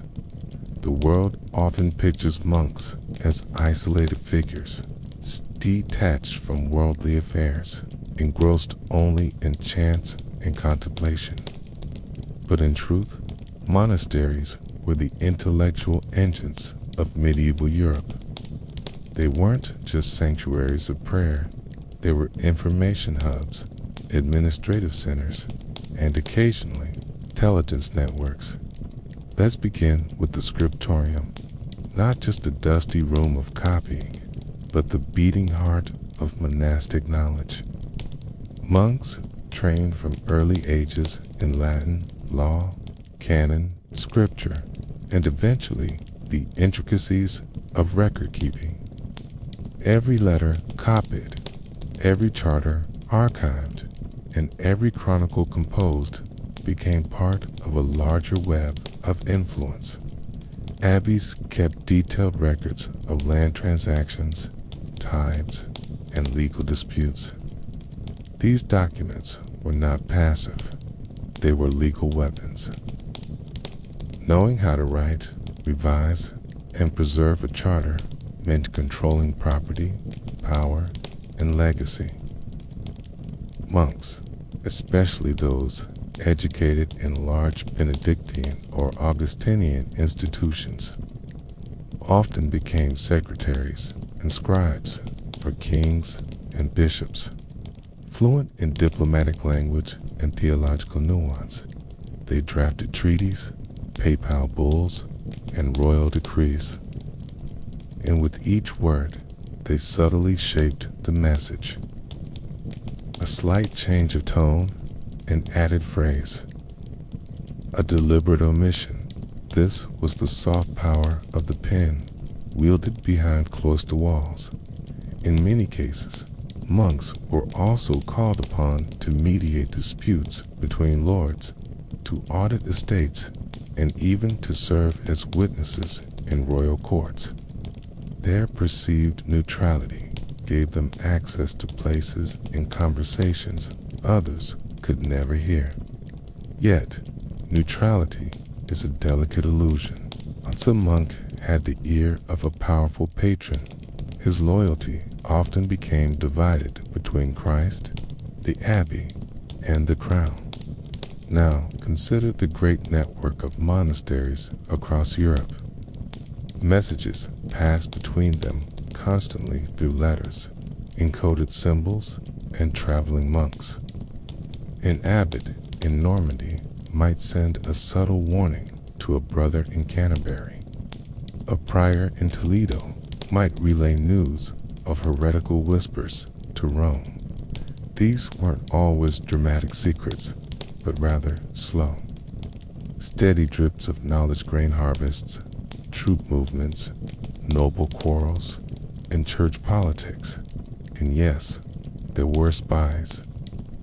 Not in the cloak-and-dagger sense of modern espionage, but monks who traveled under religious pretense to observe, report, and influence. In times of war, kings often sent clerical emissaries into enemy territory under the guise of negotiation or pilgrimage.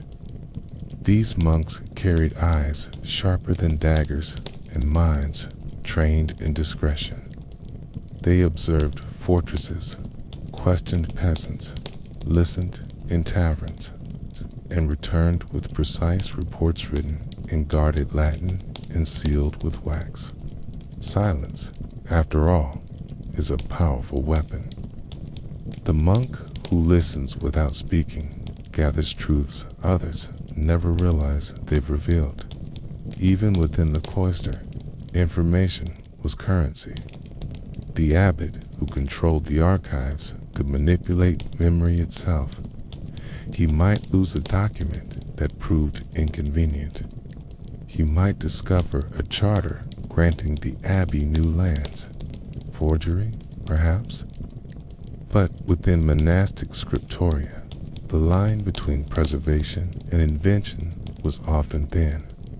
And let us not forget the chroniclers, those monks who wrote the history of their age. Men like Orderic Vitalis, Matthew Paris, or the anonymous scribes of the Anglo-Saxon Chronicle didn't merely report events. They interpreted them. They decided what was remembered and what was forgotten.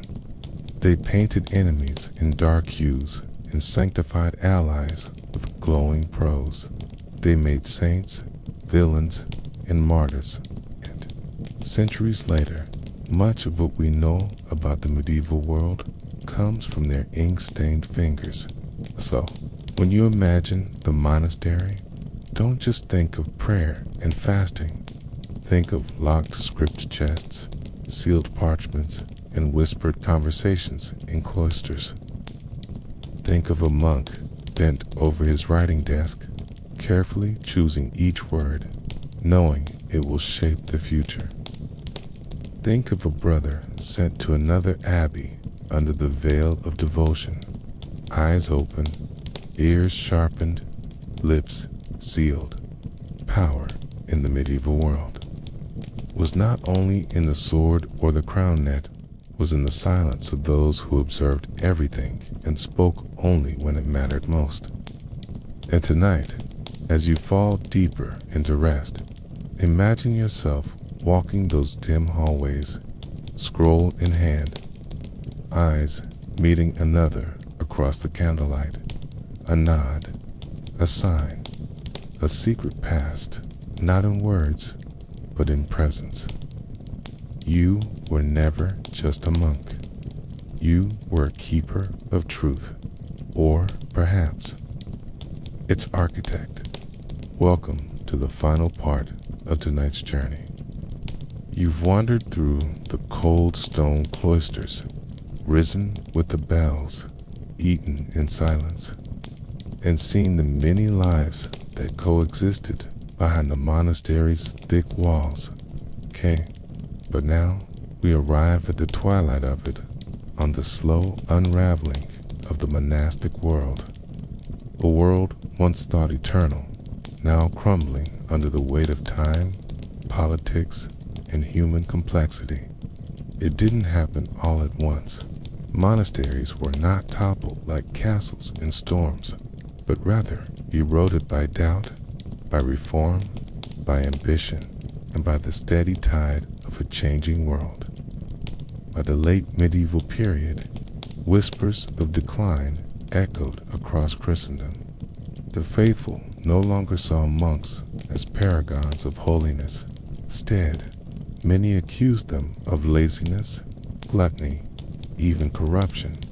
The very silence that once inspired awe now evoked suspicion. Why? Let's start with relevance. The world was shifting. Cities were rising, trade routes humming, universities blooming. The bustling energy of secular life, commerce, science, politics drew the brightest minds away from the cloister. Where once the monastery had been the center of learning, now the scholars flocked to Paris, Bologna, Oxford. What was once sacred solitude came to be seen as stagnation. Then came the reformers. The church itself, embarrassed by the excesses of certain abbots and the decadence in elite monasteries, sought to clean house. New monastic orders, like the Cistercians and later the Franciscans and Dominicans, rejected the grand abbeys and returned to the ideals of poverty, wandering, and engagement with the world. These mendicant friars walked among the people, not hidden behind walls, preached in city squares, begged for bread, and lived among the sick and the poor. They were, in many ways, a rebuke to the quiet, cloistered life. But reform wasn't enough to save the old houses. The final blow came not from within the church, but from beyond it by kings and states seeking wealth, control, and reform of their own. The most infamous example, the dissolution of the monasteries in England, led by King Henry VIII in the 1530s. In a few short years, over 800 religious houses were dissolved, their lands seized, treasures looted, manuscripts scattered, and monks forced to flee, adapt, or perish. The motivations were many. Yes, there was the king's break with Rome, but there was also greed. Monasteries were rich, owning vast lands, relics, and gold, and they were autonomous, answering more to the Pope than to the crown. By dismantling them, monarchs gained both treasure and control. The silent orders were silent no longer. They were dismissed. And what of the monks? Some adapted, becoming parish priests or scholars. Others simply vanished, melting into the secular world they had once renounced. A few resisted, clinging to ruins and relics, hoping the old order might return. But most simply faded away. Their communities scattered like ashes. The monasteries themselves fell into ruin. Roofs collapsed, cloisters overgrown, scriptoria swallowed by ivy, birds nested in bell towers. In some places, locals stripped the stones to build barns or cottages. What had once been the fortress of prayer became a ghostly memory. Yet not all was lost. In hidden corners of Europe, some abbeys endured, quietly, patiently. A few preserved their traditions, their liturgies, their rituals of silence. Today, a handful still remain timeless islands in a noisy world. Their walls remember, their stones still echo with the footsteps of those who once rose before dawn to pray, and their legacy. It lives on in the books they copied, the music they preserved, the calendars they created, the gardens they cultivated. In modern libraries and archives, ancient codices bear the handwriting of monks long buried. In the very idea of focused, quiet study, their spirit survives. Even tonight, as you listen to this soft unfolding of history, in a dim room or drifting to sleep, you are touching a world shaped by their hands. So, as this journey ends, close your eyes and hear, once more, the faint tolling of a distant bell. Picture a lone monk walking slowly down a long corridor, candle in hand, robe brushing the stone floor. He doesn't speak. He doesn't need to. His silence is his world. But outside, the world is changing, and the silence will soon be broken. The monastery, once eternal, is now a memory. A quiet world, fading.